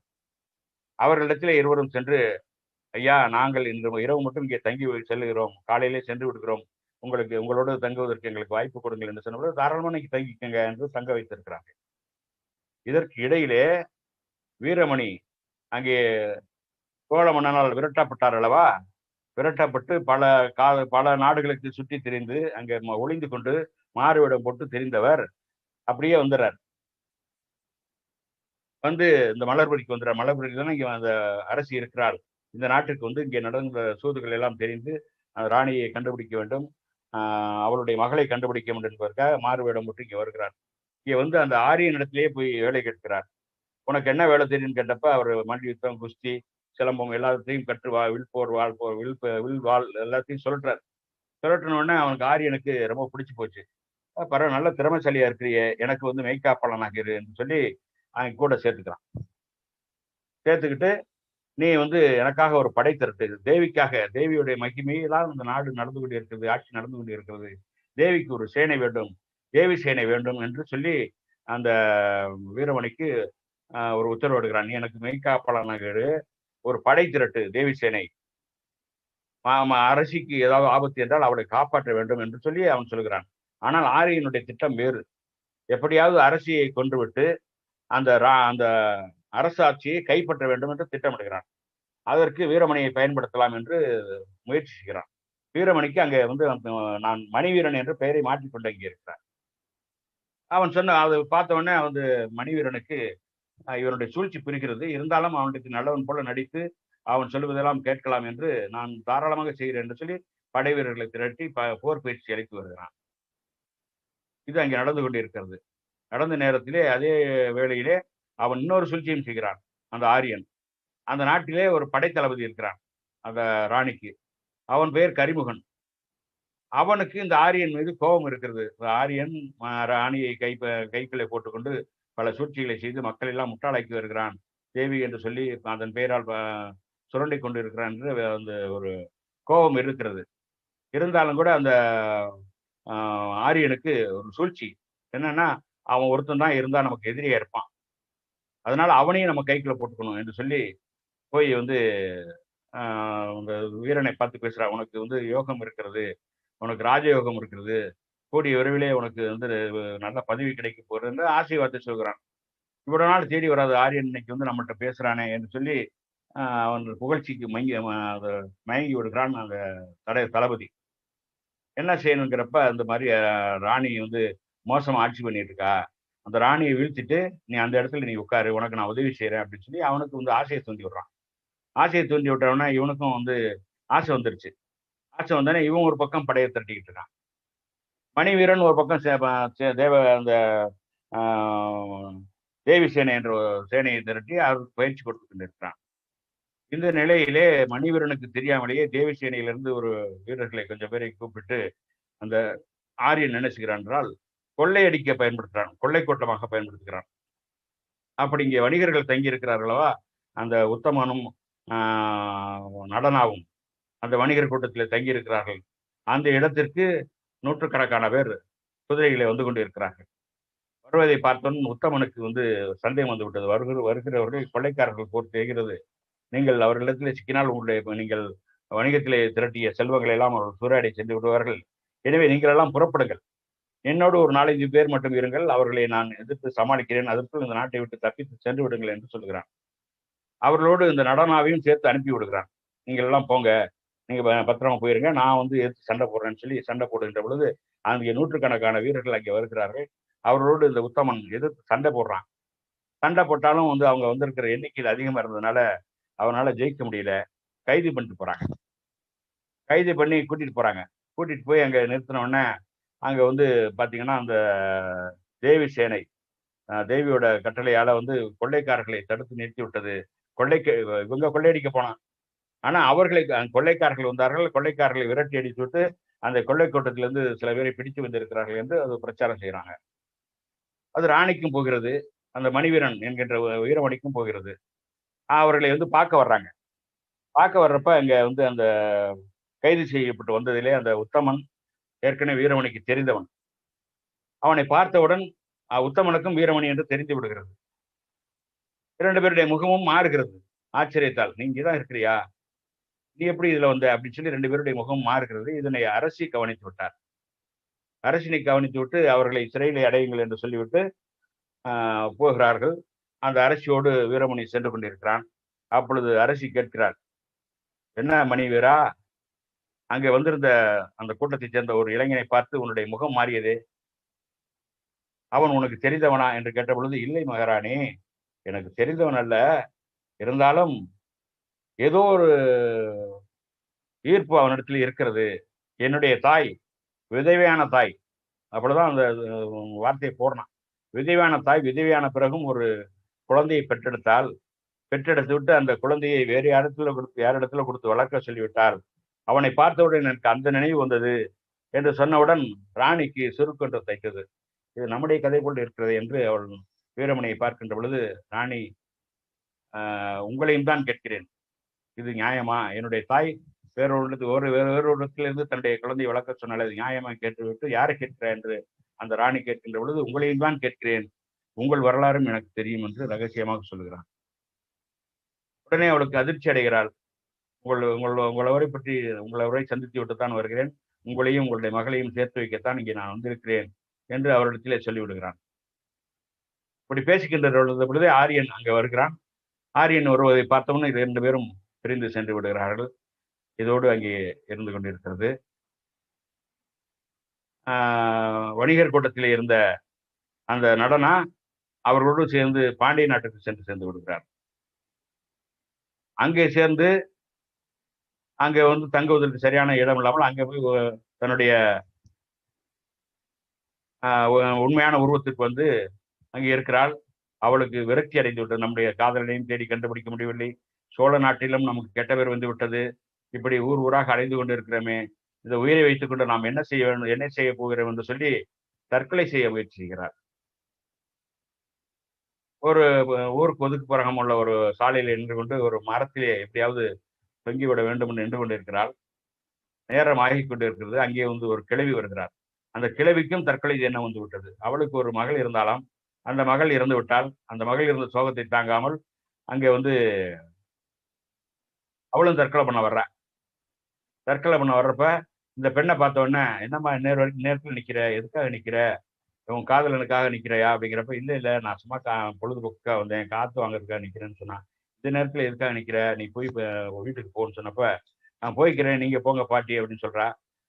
இல்ல இல்ல உன்னை விட்டுட்டு நான் போக விருப்பம் இல்லை அப்படின்னு சொல்றப்ப, உண்மையை சொல்லி விடுகிறாள். நான் இது மாதிரி ஊர் ஊராக சுற்றி வந்தேன், என் காதலனையும் கண்டுபிடிக்க முடியவில்லை, அதனால் நான் தற்கொலை செய்து கொள்ளலாம் என்று இருக்கிறேன் என்று சொன்ன பொழுது, அந்த பெண்மணிக்கு மிகுந்த அதிர்ச்சியாகிவிட்டது.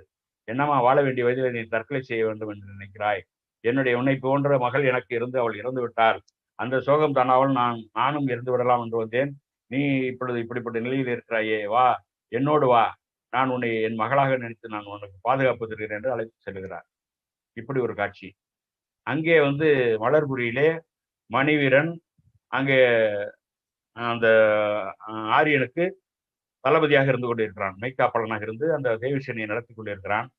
அந்த நேரத்திலே அந்த படைத்தளபதியை அந்த ஆரியன் ராணிக்கு எதிராக தூண்டி விடுகிறான்.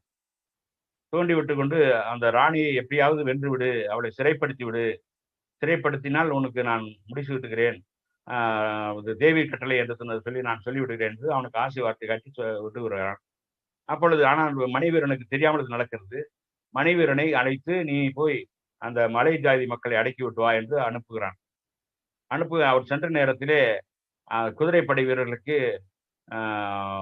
அந்த குதிரையை பராமரிப்பதற்காக ஒரு படை வருமா, குதிரைக்கு புல்லு போடுறது குளிப்பாட்டுறதுன்னு. அவர்கள் வரவில்லை. அவர்கள் ஏன் வரவில்லை என்று சொன்ன பொழுது, ஆரியனுக்கே எங்களை தங்க சொல்லிவிட்டான் என்று சொல்லி அவர்கள் சொல்லுகிறார்கள்.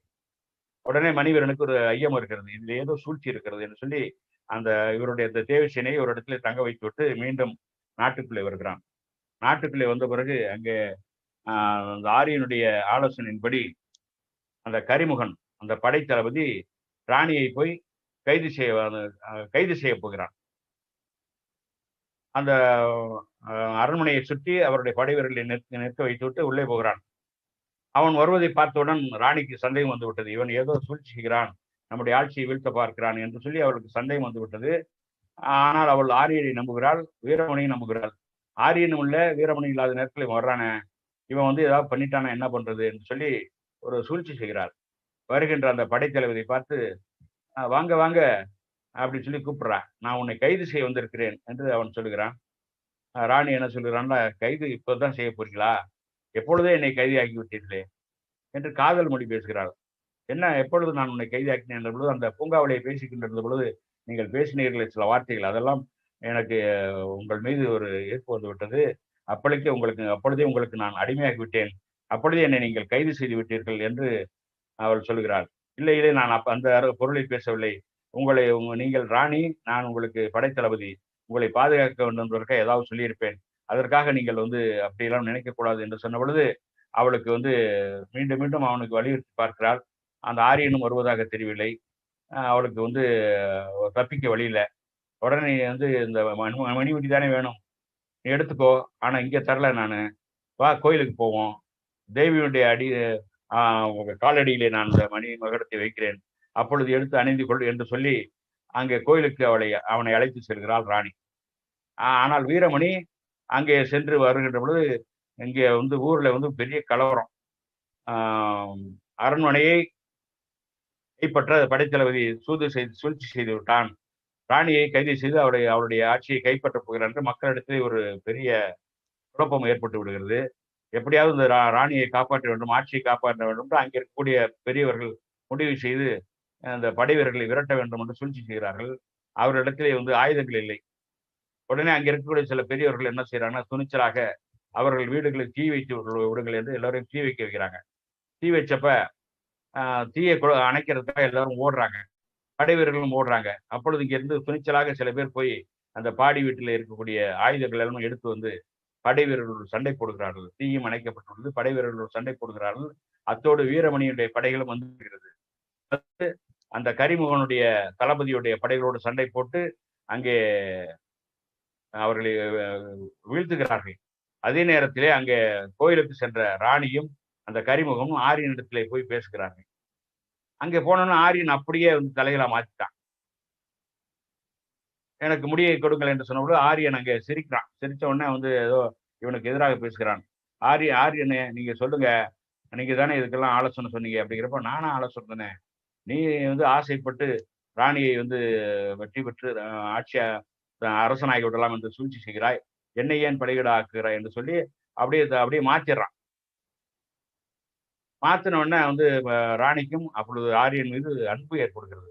நமக்காக பேசுறானே இந்த தளபதி தான் நம்ம மீது கோபமாக இருக்கிறான், இவன் தான் பேராசைப்பட்டு நம்முடைய ஆட்சியை கைப்பற்ற நினைத்தான் என்று அவள் சந்தேகப்படுகிறாள் இவன் மீது. அதே நேரத்தில் இங்கே நகரத்திலே மிகப்பெரிய யுத்தம் நடந்து கொண்டே இருக்கிறது. யுத்தம் நடந்துகின்ற நேரத்திலே அது வெளியே கலவரம் நடக்கின்ற பொழுது அந்த தளபதி வெளியே வந்து வெளியே வருகிறான். வெளியே வருகின்ற பொழுது அங்கே வீரமணியுடைய படைகளும் அங்க பொதுமக்களும் சேர்ந்து எல்லாரையும் அடித்து வீழ்த்துகிறார்கள். கரிமுகனும் இறந்து விடுகிறான். இதையெல்லாம் பார்த்து வீரமணி என்ன செய்கிறார் என்றால், மணிவீரன் என்ற பெயரிலே கோயிலுக்குள்ளே போகிற இதெல்லாம் அனைத்தும் ஆரியனுடைய சூழ்ச்சிதான் என்று அவருக்கு புரிந்து விடுகிறது. கோயிலுக்குள்ளே போகிறார். அங்கே போனால் ராணி அந்த ஆரியன் காலடியில விழுந்து, தெய்வமே நீதான் என்னை காப்பாத்தின என்று சொல்லி அவரிடத்தில் விழுந்து அழுது கொண்டிருக்கிறார். இதை பார்த்தவுடன் வீரமணிக்கு மிகுந்த கோபம் இருக்கிறது. எப்படிப்பட்ட சூழ்ச்சியை இந்த ஆரியன் செய்து இந்த ராணியை மயக்கி வைத்திருக்கிறான் என்று சொல்லி வாளால் அவனை வெட்டப் போகிறான். வாளை ஓங்குகிறான். வாளை ஓங்கி வெட்டப் போகின்ற நேரத்திலே அந்த வாள் அவன் கையில் இருந்து பிடுங்கப்படுகிறது. ஏதோ ஒரு மேலிருந்து ஒரு சக்தியால் பிடுங்கப்பட்டது போல இவனுடைய பலத்தை மீறி அந்த வாள் பிடுங்கப்பட்டு அது அப்படியே போய் சுவரிலே ஒட்டி கொண்டு விட்டது. வீரமணிக்கே ஒரு ஆச்சரியம். யார் நாம பழங்கொண்ட மட்டும் தூக்கியும் கூட பிடுங்கி விட்டதே, ஏதோ ஒரு சக்தி இங்கே இருக்கிறது என்று சொன்னோன்னா, இதுதான் தேவியின் திருவிளையாடல், தேவியின் சக்தி என்று அந்த ஆரியன் சொல்கிறான். என்னை காப்பாற்றி விட்டால் பார்த்தாயா, என்னை வெட்டுவதற்காக நீ கையை ஓங்கினாலும் அந்த தேவி என்னை காப்பாற்றி விட்டாள், தேவியின் மகிமே மகிமை என்று சொல்லி சொல்லுகிறான். உடனே அதை ராணியும் பார்த்து விட்டு, ஆமாம் ஆமாம் தேவியின் மகிமைதான் என்று சொல்லி இன்னும் அவன் மிகுந்த மரியாதை செலுத்துகிறார். உடனே என்ன சொல்கிறார், அந்த வீரமணியை கைது செய்து சிறையில் அடைங்கள் என்று சொல்லி அனுப்பி விடுகிறார். வீரமணியை கைது செய்து சிறையில் கொண்டு அடைத்து விடுகிறார். அதற்கிடையிலே ஏற்கனவே உத்தமன் அவனும் சிறையில் அடைபட்டு கிடக்கிறான். அவன் வேறொரு இடத்திலே அடைபட்டு கிடக்கிறான். அந்த நேரத்திலே அந்த உத்தமனிடத்திலே ஒரு சூழ்ச்சி செய்கிறான் ஆரியன். உத்தமனை அழைத்து ரகசியமாக போய் அழைத்து, உனக்கு நான் ஒரு வேலை தருகிறேன், உனக்கு மிகப்பெரிய அதிர்ஷ்டம் காத்திருக்கிறது. வீரமணி பார், என்னிடத்துல வந்து எங்கிருந்தோ வந்தான், அவனுக்கு மிகப்பெரிய படைத்தளபதி பதவி கொடுத்திருக்கிறேன், அதான் உனக்கும் அது போல ஒரு பதவி தருவேன் என்று சொல்லி ஆசை வார்த்தை காட்டுகிறான். அப்பொழுதுதான் வந்து வீரமணியை பற்றி கேட்கின்ற பொழுது, வீரமணி யாருன்னு தெரியாதுப்பா, வந்தான் என் கூட தங்கி இருக்கான் அப்படின்னு சொல்லி சொல்றான். அதே நேரத்தில் என்னோடு வந்த அந்த வணிகர்கள், அந்த வணிகர் கூட்டத்தில் இருந்த இளைஞன் என்ன ஆனான் என்று கேட்டபோது அவர்களெல்லாம் தப்பித்து சென்று விட்டார்கள் என்று சொல்கிறான். அந்த உத்தமனிடத்திலே ஒரு ஆசை வார்த்தை காட்டி, உனக்கு மிகப்பெரிய அதிர்ஷ்டம் காத்திருக்கிறது, மிகப்பெரிய பதவி காத்திருக்கிறது, நான் சொல்றதை மட்டும் செஞ்சா போதும் அப்படின்னு சொல்றான். என்ன செய்யணும்னு கேட்கிறான். கேட்ட உடனே அந்த ராணியை சாகடிக்க வேண்டும், அதற்கு நான் ஒரு சூழ்ச்சி வைத்திருக்கிறேன், எப்படின்னு கேட்கும்போது இவனுக்கு ஒரே அதிர்ச்சியா இருக்கு. நான் சொல்றது கேளு, கேட்டீங்கன்னா உனக்கு மிகப்பெரிய பதவி கிடைக்குது, ராணி தான் உன்னை உத்தரவிட்டு உங்களை எல்லாம் கொள்ளையர்னு பட்டம் தூக்கி உன்னையெல்லாம் சிறையில போட்டிருக்காங்க, அவளை பழி வாங்க வேண்டாமா, எனவே நீ வந்து அதுக்கு உடன்படணும் அப்படின்னு சொல்றான். இது ஏற்கனவே பல முறை இது எப்படி செய்யணுங்கிறப்ப கோயிலை வச்சுதான் செய்ய போறோம் அப்படிங்கிறப்ப, கோயில்ல கொலையா என்று இவனுக்கு ஒரே ஆச்சரியமாக இருக்கிறது. அந்த கோயில் தான் நான் பல காரியங்கள் செய்திருக்கிறேன். ஒவ்வொரு ஆண்டும் திருவிழா நடக்கின்ற பொழுது கோயிலில் ஒரு சிலை இருக்கும், அந்த சிலையிலே ஒரு வீரனை பதுங்கி இருக்க செய்து அங்கே வந்து தேவியின் கட்டளை என்று சொல்லி ஆரியனுடைய சொல் பேச்சு கேட்டு நட என்று சொல்லி சொல்வேன், அவர்கள் சொல்லுவார்கள் அதற்கு என்று சொல்லி சொல்லுவான். அது வந்து அது உத்தமனிடத்துல மறைமுகமா சொல்றான். அவர்கள்லாம் சொல்லுவாங்க, அவங்களுக்கெல்லாம் மிகப்பெரிய பதவி கொடுத்துருக்கேன்னு சொல்லுவான். ஆனா உண்மையிலேயே அவர்கள்லாம் கொண்டு விடுவான். அந்த ஆரியன் ரகசியம் வெளியே தெரிந்த கொண்டு விடுவான். ஆனால் உனக்கு மிகப்பெரிய பதவி தரப்போகிறேன் என்று சொல்லி, அந்த நான் சொல்லுகின்ற நேரத்திலே கோயிலுக்கு வா, சிலைக்குள்ளே மறந்திரு, தேவியின் திருவிளையாடல் என்று சொல்லி உன்னிடத்திலே அவருடைய அந்த ராணி இடத்திலே பல கதைகளை சொல்லிக் கொண்டிருப்பேன், தேவியை அவளை அரவணைத்துக் கொள் என்று சொல்லுவேன். அப்பொழுது அவர்களை சிலைக்குள் இருந்து உன்னுடைய கரங்களால் பிடித்து இழுத்து அவள் களத்தை நிறுத்தி கொண்டு விட வேண்டும், அண்டையில் அடித்து கொண்டு விட வேண்டும் என்று சொல்கிறான். மிகப்பெரிய சதியாக இருக்கிறது என்று அவன் தயங்கிய பொழுது, நீ செய்யாவிட்டால் வேறு யாரையாவது நான் செய்யத்தான் போகிறேன் என்று சொன்ன பொழுது அதற்கு அவன் சம்மதிப்பது போல் நடிக்கிறான். இதன் மூலமாக நாம் ஏதாவது செய்ய முடியுமா, வீரமணியை கண்டுபிடிக்க முடியுமா, நடனாவை நாம் தேடி கண்டுபிடிக்க முடியுமா என்று சொல்லி அதற்கு உடன்படுகிறான். அவனும் சிறையில் இருக்கிறான். இப்பொழுது வீரமணி அந்த ஆரியனை வெட்டுவதற்கு கத்தி வாளை ஓங்கிய பொழுது அந்த சூழலை சென்று ஒட்டி கொண்டு விட்டது. அங்கே ராணி அவனை கைது செய்து சிறையில் அடைக்க உத்தரவிடுகிறார். ஊரெல்லாம் ஒரே பேச்சு. அந்த மணிவீரன் கத்தியை கொண்டு ஆரியனை வெட்ட போனான். தேவியனுடைய மகிமையால் அந்த கத்தி பிடுங்கப்பட்டு விட்டது. தேவியனுடைய கருணை சக்தியே சக்தி என்று சொல்லி ஊரெல்லாம் பேச்சு. ஊரெல்லாம் பேசினோன்னா என்ன பண்றான் எல்லாரும் நம்புறாங்க. ஆனா அங்க ஒரு பெரியவர் மட்டும் இருந்துகிட்டு இது எப்படி நடக்கும், நடக்காது என்று சொல்லி அவர் பழைய நூல்கள் எல்லாம் தேடி பிடித்து படித்து பார்க்கிறார். இது ஒரு காந்த சக்தியால் தான் இந்த வாள் பிடுங்கப்பட்டிருக்கும் என்று சொல்லி எல்லாருக்கும் சொல்கிறார். யாரும் நம்பல. சிறையிலே வீரமணி அடைபட்டு கிடக்கிறார். அங்கே சிறையிலே இவனை போன்ற வீரர்கள் பல பேர் இருக்கிறார்கள். அங்கே ஆரியனுடைய கொடுமைகள் எல்லாம் அனைவரும் பேசிக்கொண்டு இருக்கிறார்கள். ஆனாலும் இந்த கத்தி எப்படி பிடுங்கப்பட்டது என்று அங்கே இருக்கிறவர்களும் புரியல. ஏதோ ஒரு சக்தி என்று சொன்ன பொழுது அங்கே ஒரு கிழவன் இருந்து கொண்டு சக்தியும் இல்லை, ஒரு வெங்காயமும் இல்லை, எல்லாம் இந்த கிழவனுடைய கை செய்த அந்த ஒரு வேலைதான், நான் தான் அதற்கு காரணம் என்று சொல்கிறான். அவன் யார் என்று சொன்னால் அவர் ஒரு சிற்பி. அந்த சிற்பி இடத்திலும் அதே போல ஆரியன் சூழ்ச்சி செய்து அவனுடைய திறமையை பாராட்டி, உனக்கு நான் பெரிய பரிசீலிக்கப் போகிறேன், நான் சொல்லுவதை செய், எத்தனையோ நீ அரண்மனையில் கட்டி இருக்கிறாய், மாளிகைகளை கட்டி இருக்கிறாய், கூட கோபுரங்களை கட்டியிருக்கிறாய், உன்னுடைய திறமையை பயன்படுத்தி நான் சொல்லுவது போல் செய் என்று சொல்லி அந்த கோயிலிலே 4 மூலைகள் 4 பகுதிகளிலும் காந்தத்தை பதுக்கி வைத்து விட்டான். கூரையிலும் பதுக்கி வைத்து விட்டான்.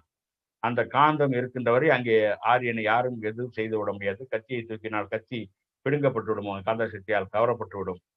அதை அந்த சக்தியினுடைய தேவியினுடைய சக்தி என்று சொல்லி எல்லோரும் நம்ப வைத்துக் கொண்டு இருக்கிறான். நான் தான் அதற்கு காரணம் என்று அங்கே புலம்புகிறான். அப்படி செய்தும் கூட எனக்கு பல ஆசை வார்த்தையை காட்டினான். பொண்ணும் பொருளும் பரிசீலிக்கிறேன், பெரிய பதவி தருகிறேன் என்று சொன்னான். ஆனால் அதை செய்து முடித்தவுடன் என்னை அவன் அனுப்பிய இடம் இந்த சிறைக்கூடம் என்று சொல்லி புலம்புகின்றான். புலம்பிய நேரத்திலே அங்கே இருக்கக்கூடிய வீரர்கள்லாம் வீரமணியிடத்திலும் எல்லோரும் தெரிந்து கொண்டார்கள். இதனுடைய சூட்சுமத்தை தெரிந்து கொண்டார்கள். வீரமணி எப்படியாவது தப்பித்து போக வேண்டும் என்று விரும்புகின்றான். எப்படி தப்பித்து போகுது என்று பேசுகின்ற பொழுது பல வீரர்களும் சொல்லுகின்றார்கள், அங்கே அடைபட்டு கிடந்த கைதிகள் சொல்லுகின்றார்கள், அங்க சாப்பாடு கொடுக்க வருவான், இங்க இருக்கிற நாங்கெல்லாம் சில பேர் தப்பிச்சு போனவங்க தான் சாப்பாடு கொடுக்குறோம், கட்டி போட்டு நாங்க போவோம், ஆனா வீரர்களை மாட்டிக்கொண்டு அங்கே அடிபட்டு செத்து போவார்கள் என்று சொல்லி அந்த கதையை சொன்ன பொழுது, இது எப்படி தப்பிப்பது என்று கேட்ட பொழுது அந்த பெரியவர் சிற்பி ஒரு வழி சொல்லுகிறார். அந்த சிறையை கட்டியதும் அவர்தான், ஏன்னா அவருக்கு அதெல்லாம் தெரியும் என்பதால் அவரிடத்திலும் வழி கேட்ட பொழுது அந்த சிறையிலேயே அவர் ஒரு பள்ளத்தை தோண்டுகிறார். பள்ளத்தை தோண்டி ஒரு கருப்பு போர்வையால் அதை மூடி விடுகிறார். அந்த காவலர்கள் அங்கே வருகின்ற ஒரு காவலன் வருகின்ற பொழுது அந்த குழிக்குள்ளே அவன் விழுந்து விடுகிறான். அவனை பிடித்து கட்டி போட்டு விட்டு அவனுடைய உடையை தரித்து கொண்டு வீரமணி அங்கிருந்து தப்பி விடுகிறான். இப்படி அங்கிருந்து தப்பி விடுகிறான். தப்பி வெளியே வந்தவுடன் அவனுக்கு உடனடியாக ராணியிடமோ அந்த ஆரியனிடமும் செல்ல முடியவில்லை. சென்றால் நாம் மாட்டிக்கொள்வோம் என்பதால் தனியாளாக இருக்கிறோம், நாம் மாட்டிக்கொள்வோம், வெளியே சென்று நாம் மிகப்பெரிய படை திரட்டி இந்த ஆரியனை ஒழித்து ராணியை காப்பாற்ற வேண்டும், அதன் மூலமாக அவருடைய மகளையும் நாம் தேடி கண்டுபிடிக்க வேண்டும் என்று வெளியே வருகிறான். தப்பி ஓடுகின்ற பொழுது ஒரு காட்டுக்குள்ளே சென்று விடுகிறான். அந்த காட்டிலே ஒரு புலி அவனை தாக்க வருகின்ற பொழுது அந்த புலியை ஒரு மலைப்பாம்பு பிடித்து விடுகிறது. மலைப்பாம்பிடம் புலி மாட்டிக்கொண்டு தன்னுடைய உயிரை இழக்கிறது. அந்த புலியிடமிருந்தும் மலைப்பாம்பிடமிருந்தும் தப்பி போனால் அங்கே ஒரு காட்டு கூட்டத்திடம், காட்டு மிராண்டி கூட்டம், காட்டுவாசிகள் அவர்களோடு மாட்டி விடுகிறார். அவர்கள் பிடித்துக் கொள்கிறார்கள். பிடித்துக்கொண்டு என்னுடைய நாட்டை விட்டு நீ தப்பி போக முடியாது என்று சொல்லி அவனுடைய காட்டுவாசி தலைவனிடம் கொண்டு சேர்க்கிறார். அந்த காட்டுவாசி தலைவன் இவனை பார்த்தவுடன் அவனை கட்டி போட்டுட்டு, எனக்கு நீ உதவி செய்யணும், அவனுக்கு பெரிய ராஜ உபசாரம் நடக்குது, எனக்கு ஒரு உதவி செய்யணும் அப்படிங்கிறான். என்னங்கிறப்ப இங்க ஒரு திருவிழா நடக்கும், திருவிழாவில் நான் உனக்கு திருமணம் செய்து வைக்க போகிறேன் என்று சொல்றான். என்னடா திருமணம் செய்து வைக்க போறிய, யாருக்கு திருமணங்கிறப்ப அந்த காட்டுவாசி தலைவனுக்கு ஒரு சிற்றனை இருக்கிறாள். அந்த சிற்றனை மிகப்பெரிய வயதானவள், பல்லெல்லாம் போயிடுச்சு, கிழவி. அவளுக்கு வந்து கல்யாணம் பண்ணணும்னு ஒரு மாப்பிள்ளை தேடி இருந்தான். அது இவன் வந்தவொடனே இவன் மாட்டினோடனே, நீ அழகாக இருக்கிறாய், உன்னை போன்ற இளைஞனைத்தான் நான் தேடிக்கொண்டிருந்தேன், நீதான் அவளுக்கு பொருத்தமானவள் என்று அவளை திருமணம் செய்து சொல்கிறான். அந்த கிழவியும் வந்து இவனிடத்திலே வந்து காம வார்த்தைகள்லாம் பேசுகிறார். இவனுக்கு எதிரா வம்பா போச்சு, புலியிலிருந்து தப்பிச்சிருந்து அதை விட மோசமான இடத்துல தப்பிட்டு மாட்டிக்கிட்டேன்னு சொல்லி புலம்புகிறான் வீரமணி. ஆனால் அங்கிருந்து தப்ப முடியவில்லை. கட்டி போட்டுவிட்டு அவனை எப்படியாவது தன் வழிக்கு கொண்டு வர வேண்டும் என்று அந்த காட்டுவாசி முயற்சிக்கிறான். இவனுடைய மனதை மாற்ற வேண்டும் என்று அவனுக்கு பல மூலிகை எல்லாம் கலந்து கொடுக்கிறார்கள்.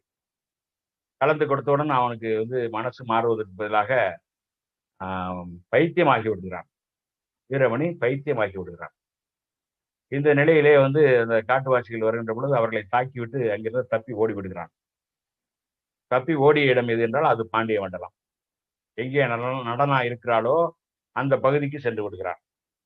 சென்றவுடன் அங்கே 2 போர் வீரர்கள் பயிற்சி செய்து கொண்டிருக்கிறார்கள். அவர்களை பார்த்து இந்த வீரமணி அந்த பயிற்சி செய்கின்றவர்களை பார்த்து, அப்படித்தான் அடியுங்கள், குத்துங்கள், எப்படி நின்று சண்டை போடு, அப்படி நின்று சண்டை போடுன்னு அவன் வந்து சொல்லிக்கிட்டே இருக்கான். அந்த வீரர்களுக்கு வந்து கோபம் வருது. யாரா நீ பைத்தியக்கார மாதிரி இருக்க, இங்க வந்து சண்டை போட்டுட்டு இருக்க, நாங்க எங்க சண்டை போடுறப்ப எங்களை பார்த்து கிண்டல் பண்றேன், இங்க குத்துற போறோன்னா, நான் தானே உனக்கு இதெல்லாம் சொல்லி கொடுத்தேன், நான் சொன்னபடி நீ பயிற்சி செய்யாம என்ன வேற மாதிரி செய்றீங்கன்னு சொல்லி அவரு கேட்கிறாரு. வீரமணி சொல்றாரு. சொன்னபோது அவனுக்கு வந்து பைத்தியக்காரனா இருப்பான் போட்டிருக்கேங்கிறப்ப அந்த நிலையிலும் கூட அந்த கலிங்க கிழவன் கொடுத்த அந்த நீலமணி இவனுடைய மடியிலே பத்திரமாக இருக்கிறது. அப்பொழுது அவர்கள் அந்த வீரர்கள் வீரமணியை தாக்க வர்றாங்க. வீரமணி தாக்க வர்றப்போ இந்த நீலமணி எடுத்து கையில வச்சோன்னா அந்த நீலமணியுடைய அந்த ஒளி அவர்கள் கண்ணை கூசுகிறது, அந்த அளவுக்கு இருக்கிறது. அதை பார்த்தவொன்னே அவங்களுக்கு ஒரு ஆச்சரியம், என்ன இவ்வளவு பெரிய நீலமணி, விலை உயர்ந்த மணி போல இருக்கிறது, இது இவன் மடியில எப்படி வந்தது, இவனை எப்படியே விடக்கூடாது, பிடிச்சிட்டு போய் மன்னர்கிட்ட கொடுக்கணும் அப்படின்னு சொல்லி அங்க கொண்டு போறாங்க. இதற்கிடையிலே ஒரு சம்பவம் நடக்கிறது.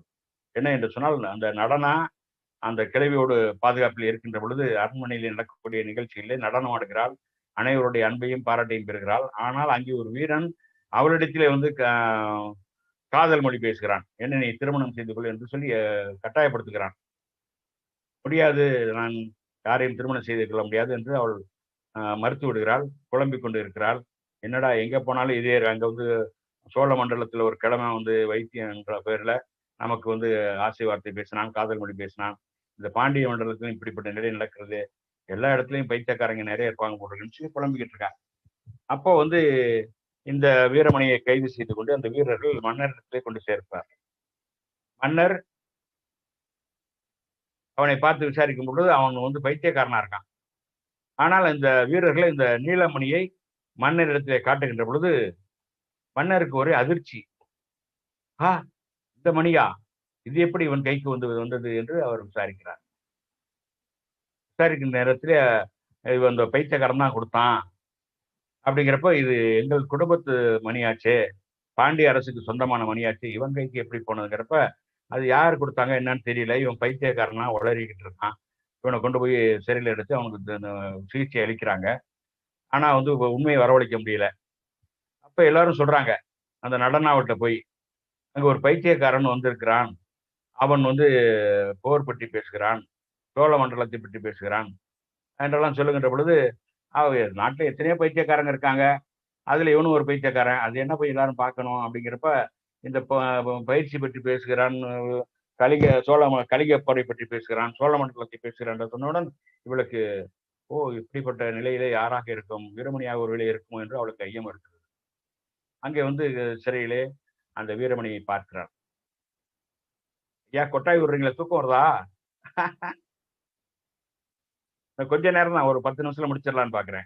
ஐயா கேட்டுனே இருக்கிறீங்க, சுவாரஸ்யமா இருக்கு, பசியோட இருக்கீங்க போட்டிருக்கு. அதெல்லாம் ஒண்ணு இல்லைங்க, நீங்க நமக்கு இன்னும் நேரமே நேரங்களா பசிக்கு இல்லையா?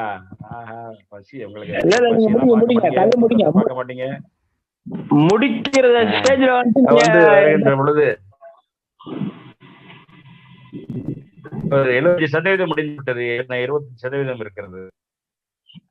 அது முடிச்சிருங்க. சரி என்றால் பேசலாம், என்னன்னா இன்னொரு நாள் கூட பேசலாம். ஐயா தொடரலாமா?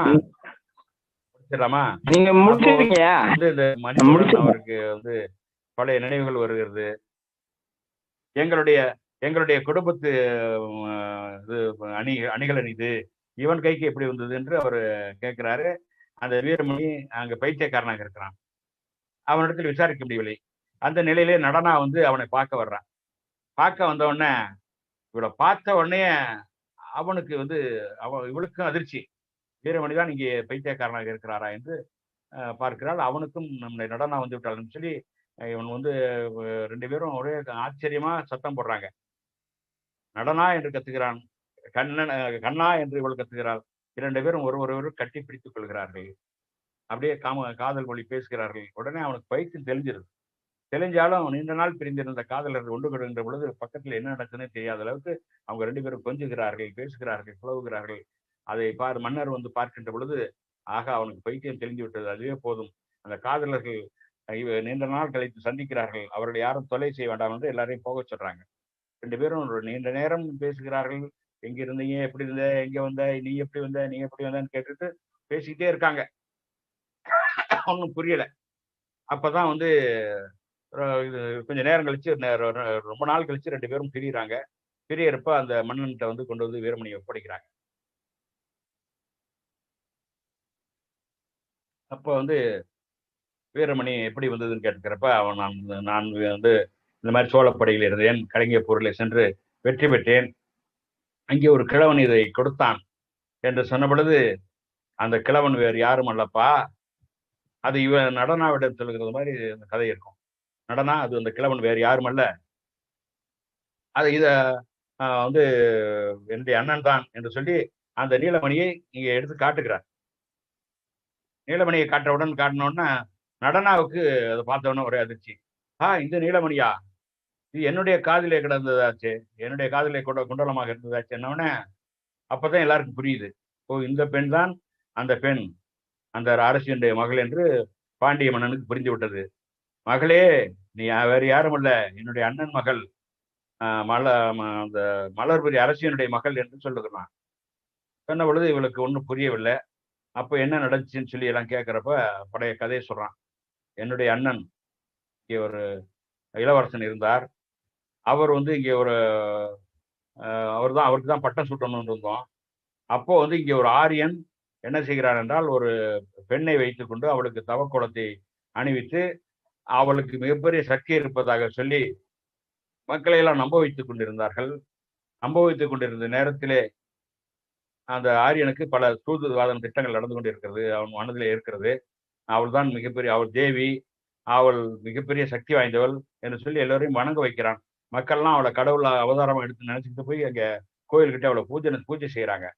ஆனா என்னுடைய அண்ணன் இளவரசன் அங்கே போகின்ற பொழுது அவளை ஒரு சாமியாக பார்க்கல, அவளை காதலியா பார்க்கிறான், அவளை காதலிக்கிறான். நான் உன்னை காதலிக்கிறேன்னு சொன்னப்போ அவ சொல்றா, ஒரு படத்துல கூட வரும் இல்லையா, ஊரெல்லாம் சாமியாக பார்க்கும் என்னை ஒரு பெண்ணாய் நீயும் எண்ணலாமோ அப்படின்னு ஒரு பாட்டு ஒண்ணு வரும். அது மாதிரி நான் என்னை வந்து எல்லாரும் சாமியா பாக்குறாங்க, நீங்க என்ன என்னை வந்து காதலின்னு சொல்றீங்கன்றப்ப, இல்ல நீ எப்படி இருந்தாலும் பரவாயில்ல, நான் உன்னைத்தான் நான் கல்யாணம் பண்ணிக்குவேன்னு சொல்றான். சொல்லுகின்ற பொழுது அவள் அதை வந்து ஏற்றுக்கொண்டாலும் கூட அவள் அந்த தவக்கோலம் அவளை வந்து வெளியே வர அனுமதிக்கல. அந்த ஆரியன் அவளை பயன்படுத்தி மக்களை முட்டாளாக்கி கொண்டிருக்கிறான். அந்த ஆரியன் என்ன செய்கிறான் என்றால், அந்த பெண்ணை வயது வந்துருச்சு, வயதுக்கு வந்தோன்னா அந்த பெண்ணை வந்து இரவுல போய் பாலியல் வன்புணர்வு செய்து விடுகிறான். பாலியல் வன்புணர்வு செய்தவுடன் அவளுக்கு வந்து மிகப்பெரிய வேதனையாக்கி விடுகிறது. இளவரசன் நம்மை காதலிக்கிறான், இந்த ஆரியன் நம்மை கற்பழித்து விட்டான், நாம் என்ன செய்வது, நாம் செத்து போகலாம் என்று தற்கொலை செய்து கொள்ளலாம் என்று இருந்த நேரத்திலே அங்கே இளவரசன் வருகிறான். இளவரசன் வந்து அவளை பார்க்கின்ற பொழுது அவன் தான் தற்கொலை எண்ணத்தில் இருக்கின்ற பொழுது, ஏன் என்னை தற்கொலை செய்ய போகிறான் என்று கேட்ட பொழுது ஒரு கதையெல்லாம் சொல்றான். சொன்ன உடனே, அப்படியா, நீ எப்படி இருந்தாலும் பரவாயில்ல, நான் உன்னைத்தான் நான் கல்யாணம் பண்ணிக்குவேன், நீ கவலைப்படாத என்று சொல்லி தேடி பிடித்து அந்த ஆரியனை வெட்டி அவன் தலையை கொண்டு வந்து அவள் முன்னால் போடுகிறான். இதே மன்னருக்கு தகவல் போகிறது. என்னடா பெரிய ஒரு கொலை பண்ணிட்ட, இது என்ன இவ்வளவு பெரிய கொடுமை செஞ்சுட்டேன்னு சொல்லி அவரை பிடிச்சி சிறையில போட்டுறாங்க. அந்த பெண்மணியை தேவியின் உருவமாக மன்னரும் நம்புகிறார். நீங்க போய் அங்க கோயில இருப்பான்னு சொல்லி இருக்க வச்சிடறாங்க. ஆனால் இந்த இளவரசன் அவளைத்தான் நான் திருமணம் செய்து கொள்வேன் என்று சொல்லுகிறான். நீ அவளை திருமணம் செய்தால் நீ பட்டத்து இளவரசனா பட்டத்து ராஜாவாக வர முடியாது, மன்னனாக வர முடியாது. உனக்குத்தான் அந்த தகுதி இருக்கிறது. ஆனால் நீ அவளை திருமணம் செய்திருந்தால் அந்த தகுதி உனக்கு வராது. நீ அவளை மறந்து விட வேண்டும் என்று சொல்லுகின்ற பொழுது மறக்க முடியாது என்கிறான். மறக்க முடியாது என்று சொன்ன பொழுது அவனுக்கு அந்த மன்னர், இப்பொழுது இருக்கிற மன்னர், அவர் தான் அந்த கதையை சொல்றார். என்ன தூது அனுப்புற ராஜா, நான் போய் அண்ணன்ட்ட பேசுறேன். அண்ணா, நீ இப்ப இதுக்கெல்லாம் உடன்படாத, நீ தான் பட்டம் கட்டணும், நீ தான் ராஜாவாகணும் அப்படின்னு சொல்றப்ப, இல்லலாம் நான் முடியாது, நீ ராஜா வாய்க்கன்னு சொல்றப்ப, அது எனக்கு பழி சொல் ஆயிரும், நான் தான் ஆசைப்பட்டு உங்க மேல பழி சுமத்தி விரட்டிட்டேன்னு சொல்லுவாங்க, அதெல்லாம் நான் ஒத்துக்க முடியாதுன்னு சொல்றப்ப அவன் முடியாதுன்றான். முடியாதுங்கிறப்ப ராஜாவுக்கு ரொம்ப கோபம் வருது. கோபம் வந்தோடனே அப்படின்னா அவனை நாட்டை விட்டு துரத்த போறேன் அப்படின்னு சொல்லி முடிவு எடுக்கிறாரு.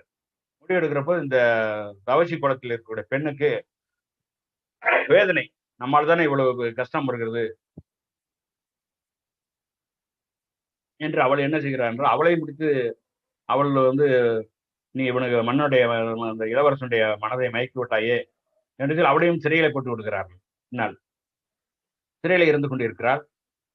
இளவரசனை இது மாதிரி விசாரணைக்கு அழைத்து செல்கிறார்கள் என்று கேள்விப்பட்டவுடன், நம்மால் தான் இந்த கொடுமை நடந்து விட்டது என்று சொல்லி அவள் என்ன செய்கிறார் என்றால், தன்னுடைய நீண்ட கூந்தலால் தன்னுடைய களத்தை இறுக்கிக் கொண்டு தற்கொலை செய்து இறந்து விடுகிறார். இறந்த பிறகு அந்த செய்தி கேள்விப்பட்டவுடன் அந்த இளவரசன் மேலும் ஆத்திரம் அடைந்து, என்னுடைய காதலின் சாவிற்கு காரணம் இந்த மன்னன் தான், என்னுடைய அப்பாவாக இருந்தாலும் அவரை கொல்லாமல் விட மாட்டேன் என்று ஆத்திரம் அடைகிறான். அப்பொழுது இந்த பாண்டிய மன்னர், இப்பொழுது இருக்கக்கூடிய பாண்டிய மன்னர், அந்த கதை சொல்லக்கூடியவர் போய் பேசுகிறார். நீங்கள் அப்பா மன்னிக்கணுங்கிறப்ப, மன்னிக்க முடியாது, நான் இந்த நாட்டிலே இருக்க விரும்பல, நான் நாட்டை விட்டு போறேன். ஆனா என்னுடைய காதலியை நான் ராணியாக்குவதற்கு சம்மதிக்கல, அவள் தான் பட்டத்து ராணியாக வரணும், அவள் கழுத்தில் இருக்கக்கூடிய நம்ம குடும்பத்தினுடைய மணி, நீலமணி, அது எனக்கு கொடு, நான் எடுத்துக்கொண்டு ஒரு குதிரையை மட்டும் எனக்கு கொடு, நான் நாட்டை விட்டு போய்விடுகிறேன் என்று அவன் சொல்லுகிறான். சொன்ன நேரத்திலே அந்த அரசாங்கத்தில் இருந்த அந்த நீலமணியை என் அண்ணன் கையில கொடுத்து குதிரை கொடுத்து அனுப்பணும். அவன் போனவர் தான், அன்று போனவர் தான், இதுவரை என்ன ஆனார் என்று தெரியாது, இப்பொழுதுதான் அவருடைய கதை எங்களுக்கு தெரிந்தது என்று சொன்ன பொழுது எல்லோரும் ஒரு சோகத்திலே வந்தார்கள். ஒரு வரலாறு அங்கே நிறைவு செய்கிறது. உடனே இப்ப என்ன செய்யலான்னு பாக்குறப்ப, நீ வீரமணி, நீ மாசற்ற மணி என்பதை நாங்கள் புரிந்து கொண்டோம். உங்கள் இருவருக்கும் திருமணம் செய்து வைக்க வேண்டியது என்னுடைய கடமை. இது என்னுடைய அண்ணன் மகள், 2 பேருக்கும் திருமணம் செய்து வைத்து உங்களை நல்லபடியாக வாழ வைக்க வேண்டியது என்னுடைய விருப்பம் என்று சொல்லி அந்த மன்னன் என்ன செய்கிறான், மலர்புரிக்கு செல்கிறான். மலர்புரியில சென்று அதற்குள் என்ன ஆகுறதுன்னா, ஒரு இடையில ஒரு நிகழ்ச்சி நடக்குது. அங்க மலர்புரியிலே அந்த ஆரியன் ஒரு சூழ்ச்சி செய்கிறான். என்ன செய்யறான்னா, வீரமணி எல்லாம் அங்க வந்த பிறகு அங்க ஒரு நிகழ்ச்சி நடக்குது. அந்த செய்தியும் சொன்னாதான் இது கதை நிறைவேறும். அங்கே அரசியை கோயிலுக்கு அழைக்கிறான். உன்னுடைய மகளையும் உன்னுடைய மணாலையும் இன்று நான் காட்டப் போகிறேன், இன்னைக்கு கோயிலுக்கு வா. வந்த உடனே அங்க ராணி அங்க இரவு வருகிறார். அங்க வந்த உடனே அந்த ராணிக்கிட்ட இவ தவறா நடக்குது. ஆரியன், உன்னோடு நான் உல்லாசம் அனுபவிக்க வேண்டும், எனக்கு நீ உடன்படணும்னு சொல்றான். ஐயோ, இவ்வளவு நாளா நீ பெரிய தவசியா இருந்தியே, எனக்கு குருவா இருந்தியே, இன்னைக்கு இப்படி பண்றேன்னா, நான் இதுக்காக தான் ரொம்ப நாள் காத்துட்டு இருந்தேன், உன்னை நான் கொண்டுட்டு நான் ராஜாவாக போறேன் அப்படிங்கிறான். கொல்ல வேற போறியா அப்படிங்கிறப்ப அவளுக்கு ஒரே ஆச்சரியமா இருக்கு, அதிர்ச்சியா இருக்கு. என்ன இவ்வளவு ஒரு அயோக்கிய, நான் உன்னை கொண்டுட்டு நான் தேவி பாதத்திலே நீ சென்று விட்டா என்று நான் இந்த நாள் கதை கட்ட முடியும் என்று சொல்கிறான். சொன்ன பொழுது இவள் புரண்டு பிடிக்கிறாள். புரண்டு பிடிக்கிற நேரத்தில் தேவி பச்சையை அழைத்துக் கொள் என்று சொல்லுகிறான். அந்த நேரத்தில் உத்தமன் அந்த சிலைக்குள்ளே இருக்கிறான். சிலைக்குள்ளே இருந்து அவன் அந்த தேவியை, அந்த ராணியை கொல்ல சொல்லி அந்த ஆரியன் உத்தரவிடுகிறான். உத்தரவிட்ட நேரத்திலே அவன் உடனே அவனுக்கு எதிராக மாறுகிறான். எதிராக மாறி ராணியை கொள்வதற்கு பதிலாக அந்த ஆரியனை கொண்டு விடுகிறான். ஓங்கி வண்டையில் அடித்து ஆரியனை கொண்டு விட்டு அவன் வெளியே ராணி இடத்திலே சொல்லுகிறான், ராணி, உங்களை கொள்வதற்காக என்னை பயன்படுத்த நினைத்தான், அவனுடைய தூதை அறிந்து கொண்டு நான் அவனை கொண்டு விட்டேன் என்று சொன்ன பொழுது, நீ யார் என்று விசாரித்து அவன் அந்த கதையெல்லாம் சொல்றான். வீரமணி தான் நான் தேடி வந்தேன் அப்படிங்கிறப்ப அவன் அழைச்சிட்டு வர்றாங்க. வந்தவுடனே என்ன சொல்றாங்கன்னா, இந்த அந்த அந்த நடனாவிட்ட கேட்கிறாங்க, நடனா இந்த அந்த நீலமணி இன்னொரு அணி காதில் இருந்தது என்று கேட்டப்போ, அந்த நீலமணி என்னாச்சுன்னு கேட்கிறாங்க. அந்த நீலமணி ஒரு விழாவிலே வனபோஜன விழா என்று நடந்தது. அந்த விழாவிற்கு எல்லா மன்னர்களும் வந்திருந்தார்கள். நான் அங்கே சென்றிருந்தேன். அங்கிருந்து களவாடப்பட்டு யாராவது திருடப்பட்டு போய்விடுதுன்னு சொல்றாங்க. அந்த மணி யார்கிட்ட இருக்குன்னா அங்க மகாராணிகிட்ட இருக்கு. அந்த நீலமணியை எடுத்து உத்தமண்டத்தில் இருக்கிறார் ராணி. இந்த நீலமணியை கொண்டு போய் என்னுடைய மகளையும் அங்க ராணி மகிழ்ச்சியாக இருக்கிறார். இந்த நேரத்திலே தான் பாண்டிய மன்னர் மாறுவிடத்தில் அங்கே செல்கிறார். மாறுவிடத்தில் சென்று அவரிடத்தில் நடந்த உண்மையெல்லாம் சொல்கிறார். உங்களிடத்தில் வந்ததுக்கு வேற யாரும் இல்லை, என்னுடைய அண்ணன் தான், பாண்டிய ராஜா தான், பாண்டிய மகாராஜா இளவரசர் தான் என்று அவர் சொல்ல அவருக்கு ஒரு அதிர்ச்சியாக இருக்கிறது. பார்க்க வேண்டும் என்று ஆசையாக இருந்தாலும் மகளை பெற்றேன் என்று படி வந்தாலும் கூட, ஆனால் அதை தாங்கிக் கொள்ளலாம். ஆனால் என்னுடைய மகள் ஒரு விசாரின் மகள் என்று மற்றவர்கள் பேசிவிடக் கூடாது என்பதற்காக அவர் அச்சப்படுறான். ஆனா அதே நேரத்தில் அப்படி சோழ மன்னர்கிட்டையும் நடந்த விஷயத்தை பாண்டிய மன்னர் ஆச்சரியப்பட்டு அவர்களை அவங்களுக்கு ஏதோ தவறு நடந்திருக்கிறது, இருவருக்கும் அழைத்து அங்கே அனைத்து ராஜாக்கள் சேர சோழ பாண்டிய மன்னர்களை அழைத்து குறுநில மன்னர்களையும் அழைத்து இளவரசி அந்த நடனாவுக்கும் வீரமணிக்கும் அங்கே திருமணம் நடைபெறுகிறது. அங்கே மன்னர்கள் அனைவரும் அறிவிக்கிறார்கள், வீரமணி ஒரு மாசற்ற மணி, அவனிடத்தில் எந்த தவறும் கிடையாது என்று அங்கே அறிவித்து அங்கே திருமணம் செய்து வைத்து அவர்கள் கலிங்கத்திற்கு அவர்களை அனுப்புகிறார்கள். கலிங்கத்தை நீங்க அங்கே கொண்டு போய் 2 பேரும் இருந்து அந்த கலிங்கத்தை ஆட்சி செய்யுங்கள், மலர்புரியும் நமக்கு உட்பட்ட ஒரு குறுநில அமைப்பாக ஆட்சி செய்ய வேண்டும் என்று சொல்லி அங்கே அனுப்புகிறார்கள். பிற்காலத்தில் மலர்புரியும் சோழ நாடுகிறது. அங்கே மன்னர்கள் எல்லாம் ஒன்று சேர்ந்து நாம் அனைவரும் ஒரு கூட்டணி உருவாக்க வேண்டும். ஆரியர்கள் நம் நாட்டுக்குள் நுழைந்து பல குழப்பங்களை விளைவித்துக் கொண்டிருக்கிறார்கள். ஆரியர்கள் மீண்டும் நம் நாட்டில் நுழைந்து குழப்பம் விளைவிக்க கூடாது, எச்சரிக்கையாக இருக்க வேண்டும். அனைவரும் கூட்டாக சேர்ந்து அவர்களை முறியடிக்க வேண்டும் என்று திட்டமிட்டுகிறார்கள். அந்த வகையிலே தான் கலிங்கத்திலே வட எல்லையான தமிழகத்தின் வட எல்லையாக அன்றைக்கு இருந்திருக்கிறது. அங்கே வீரமணி அமர்த்துகிறார்கள். அங்கிருந்துதான் வடக்கு எல்லையிலிருந்து ஆரியர்கள் வர வேண்டும். ஆரியம் இருந்து உள்ளே நுழைந்து விடக்கூடாது என்பதற்காக வீரமணியை அங்கே அமர்த்துகிறார்கள். வீரமணி அங்கிருந்து ஆட்சி நடத்துகிறான், நடனாவோடு சேர்ந்து ஆட்சி நடத்துகிறான். ஆரியத்தை நுழைய விடாமல் தடுக்கிறான். அதற்கு பிறகு தமிழகம் சிறப்பாக இருக்கிறது. வீரமணி ஒரு மாசற்ற மணி என்று சொல்லி அந்த நாவல் நிறைவு பெறுகிறது. எப்படி இன்றைக்கு நம்முடைய தலைவருக்கும் கூட அப்படி ஒரு காலத்திலே அவப்பெயர் வந்தது என்று நமக்கு நன்றாக தெரியும். இன்றைக்கு அவர் மாசற்ற மணி, ஒப்பற்ற தலைவர் என்று அனைவரும் ஒத்துக்கொண்டு விட்டார்கள். தமிழகமே அவர் சொல் பேச்சு கேட்டு நடக்க தயாராக இருக்கு. தமிழகத்தில் உள்ள அத்தனை தலைவர்களும் ஆசிரியரின் அறிவுரையை கேட்டு நடப்பதற்கு தயாராக இருக்கிறார்கள். தமிழகத்தை ஆண்டு கொண்டிருக்கக்கூடிய தளபதி ஸ்டாலின் உட்பட, இன்றைக்கு எழுச்சி தமிழர் உட்பட, மதிமுகவுடைய போர்வால் வைகோ உட்பட, கம்யூனிஸ்ட் கட்சி அத்தனை பேரும் ஆசிரியரின் வழிகாட்டுதலோடு நடந்து கொண்டிருக்கிறார்கள். அனைத்து அமைச்சர்கள் மக்களும் ஆசிரியரிடத்தில் இருந்து அறிவுரை கேட்டுக் கொண்டிருக்கிறார்கள். அவர்கள் ஆரியத்தை இந்த நாட்டுக்குள்ளே நுழைவிடாமல் பாதுகாப்பு அரணாக விளங்கிக் கொண்டிருக்கிறார்.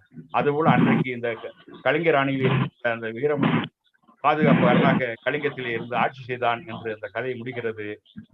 இந்த அடிப்படையில் அன்றைக்கே ஆசிரியர் திராவிடமணி அவர்கள் பொருத்தமாக ஒரு பெயரை தேர்ந்தெடுத்து நம்முடைய ஆசிரியருக்கு சூட்டி இருக்கிறார் என்று நினைக்கின்ற பொழுது மிகுந்த மகிழ்ச்சியாகவும் ஆச்சரியமாகவும் பெருமைப்பாகவும் அந்த நாவலை படிக்கின்ற பொழுது எனக்கு அந்த எண்ணம் தான் ஏற்பட்டது. எனவே மிக சிறப்பான ஒரு கதை அமைப்பை அறிஞர் அண்ணா அவர்கள் உருவாக்கி இருக்கிறார்கள், நாவலை உருவாக்கி இருக்கிறார்கள். இதை என்னுடைய வார்த்தைகளால் நான் அண்ணா அவருடைய பேச்சுக்கள் எழுத்துக்கள் எப்படி இருக்கும் என்று உங்களுக்கு நன்றாக தெரியும். அதை படிக்கின்ற பொழுதுதான் அதனுடைய சுவையை நான் உணர முடியும். எனவே இந்த நாவல் பல படிகள் இன்றைக்கு கிடைத்துக் கொண்டு இருக்கிறது. அந்த எங்கே கிடைக்கும் போல தாமோதரன் கௌரா ராஜேஸ்வரி பதிப்பகத்திலே, நாம் தமிழர் பதிப்பகத்திலே ஏராளமாக அச்சிட்டு வைத்திருக்கிறார்கள். அது மிக குறைந்த விலைக்கு கொடுப்பதற்கு அவர்கள் தயாராக இருக்கிறார்கள் சொல்லி, இந்த அளவிற்கு ஆசிரியர் அவர்களுக்கு இந்த பெயர் வந்ததற்கான காரணமான கலிங்கராணியை உங்களோடு பகிர்ந்து வாய்ப்பு கொடுத்த உங்கள் அனைவருக்கும் நன்றி கூறி முடிக்கின்றேன். நன்றி, வணக்கம். நன்றி ஐயா, நன்றி. இந்த புத்தகம் சீனி பதிப்பகம், சாமி பிள்ளை தெரு, திருவல்லிக்கேணி 5, கௌரா ஏஜென்சி எனும் கௌரா ராஜசேகரன் அவர்கள் நடத்தும் அந்த இணையத்தில் இருக்கிறது. தகவலுக்கு தொடர்பு கொண்டு அவரிடம் தேவையான படிவங்களை பெற்றுக்கொள்ளலாம் என்பதை தெரிவித்துக் கொள்கிறோம். அவருடன் மாலையில் தான் தொடர்பு கொண்டு பேசினேன். அவர் அந்த முகவரியை அளித்தார். இப்பொழுது கருத்துரை வழங்க உங்களை அனைவரையும் அழைக்கிறோம். ஐயா ஷேர்லாத் ஐயா.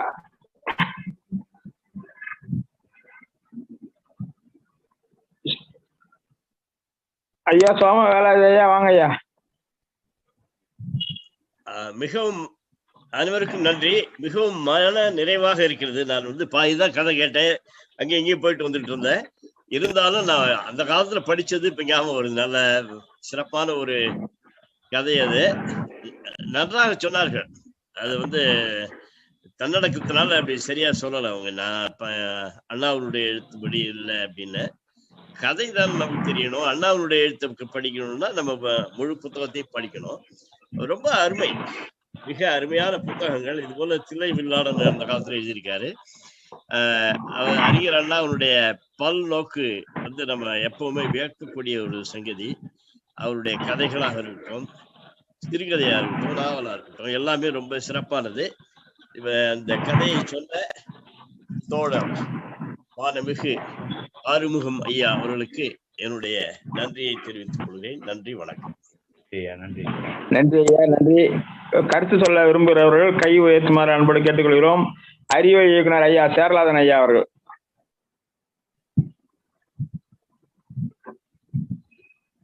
ஐயா இணைப்பில் இருக்கீங்களா?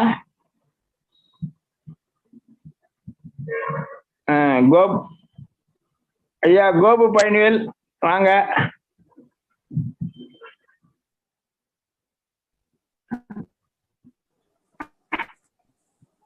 ஐயா வணக்கம். வணக்கம் வணக்கம், வாங்க ஐயா.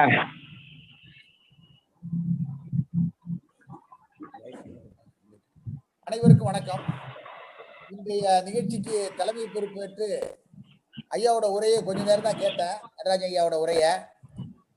அவர் எப்போதுமே ரொம்ப அமைதியா இருப்பாரு. ரொம்ப ஆழமான சிந்தனை உடைய ஒரு பெரம்பலூர் மாவட்ட பகுத்தறிவாளர்கள் தலைவர் ஐயா அவர்களுடைய உரை இன்னும் நம்மளுடைய கவன நிகழ்ச்சிக்கு அதிகம் தேவை. அவரே ஒரு சிறப்புரையாற்றக்கூடிய ஆற்றல் உள்ளவர். பெரம்பலூர் மாவட்டத்தில் தொடர்ந்து பல்வேறு இலக்கிய அமைப்புகளை நடத்தக்கூடியவர். பகுத்தறிவாளர் கழகத்தின் சார்பில் புதிய புதிய நிகழ்ச்சியை நடத்தி கொண்டிருந்தவர். இப்பொழுது கொரோனா காலத்தில் தொடர் நிகழ்ச்சி நடத்த முடியவில்லை. அவருடைய பணி தொடரும் என்பதை இந்த நேரத்தில் தெரிவித்துக் கொண்டு, அதனைத் தொடர்ந்து நம்முடைய எழுத்தாளர் மரியாதைக்குரிய ஐயா ஆறுமுகம் அவர்கள் நம்முடைய பகுத்தறிவு பெரியார் அவருடைய தலைமகனாக வீட்டிலிருந்து இந்த தமிழ்நாட்டின் ஒரு அரிய புத்தகமாக விளங்கிய அறிஞர் அண்ணாவுடைய நூல்கள் பல்வேறு தலைப்பு இருந்தாலும் இந்த நூல் என்பது நம்முடைய வணக்கத்துக்குரிய தமிழர் தலைவர் ஐயா அவர்களுடைய பெயர் மாற்றத்திற்கு காரணமாக இருந்த நூல். இந்த நூல் ஒரு போர்ப்படை தளபதியை அடையாளம் கண்டு அந்த போர்ப்படை தலைவரின் வெற்றி வாகை சூடக்கூடிய ஒரு இணையழிவை ஒழிக்கக்கூடிய ஒரு தளபதியாக அந்த வீரமணி அவர்கள் திகழ்வார்கள். அதை நல்ல ஒரு இலக்கிய நேயத்தோடு ஐயா அவர்கள் சொன்னார்கள். இன்னும் நம்முடைய ஐயா சோம வேலாயுதம் ஐயா அவர்கள் சொன்னதை போல அவர் தன்னடக்கம் கருதி நம்முடைய தலைவர் பெயரை விழித்ததில் கொஞ்சம் சுணக்கம் காட்டியே பேசினார்கள். ஆனால் இதை போர்க்குணத்தோடு கூறி அந்த வீரமணி என்பவன் மிகப்பெரிய போராளி, இதற்கு அஞ்சாத ஒரு காலை பருவத்தில் அவர்களுடைய போர்க்குணத்தை எடுத்து சொல்லியிருந்தால் இன்னும் கொஞ்சம் நன்றாக இருக்கும். எனக்கே இப்பொழுது நம்முடைய தலைவர் பெயரை விழிக்கும் போது கொஞ்சம் அந்த வீரமணி என்ற சொல்லு கொஞ்சம் அடங்கிருது. இருந்தாலும் நம்ம அதை கொண்டுட்டு போவையில ஒரு ஆழமான கருத்து. இதை நாம் இந்த காலம் கருதி நாம் இதெல்லாம் படிக்க வேண்டும். அண்ணாவோட புத்தகத்தை நாம் பரப்பினால்தான் நம்முடைய ஒற்ற கருத்துள்ள மற்ற இயக்கங்களுக்கும் அது பயன்படும் என்பது இந்த நிகழ்ச்சியின் மூலமாக ஒரு முன்னோட்டம். அதனைத் தொடர்ந்து கம்பரசம், செம்பியான், அதே போல் செவ்வாழை, நிறைய புத்தகங்கள் நம்முடைய இணை எழுச்சிக்கு உந்து சக்தியாக திகழ்ந்தவை. ஐயா ஆறுமுகம் அவருடைய பேச்சு இன்னைக்கு ஒரு முத்தாய்ப்பாக இருந்தது. இலக்கிய நடையில் பேசியிருந்தாலும் புத்தகத்தின் கருப்பொருளை அப்படியே கொடுத்துள்ளார்கள். அது இன்னும் மெருகுபட வேண்டும், மெருகேற்ற வேண்டும். ஐயா ஆறுமுகம் அவர்களுடைய பணி என் போன்றவர்களுக்கு ஒரு உந்து சக்தியாக இருக்கும் என்பதை கூறி அவர்களுடைய தொண்டுக்கு என்னுடைய நன்றியை தெரிவித்து விடைபெறுகிறேன்.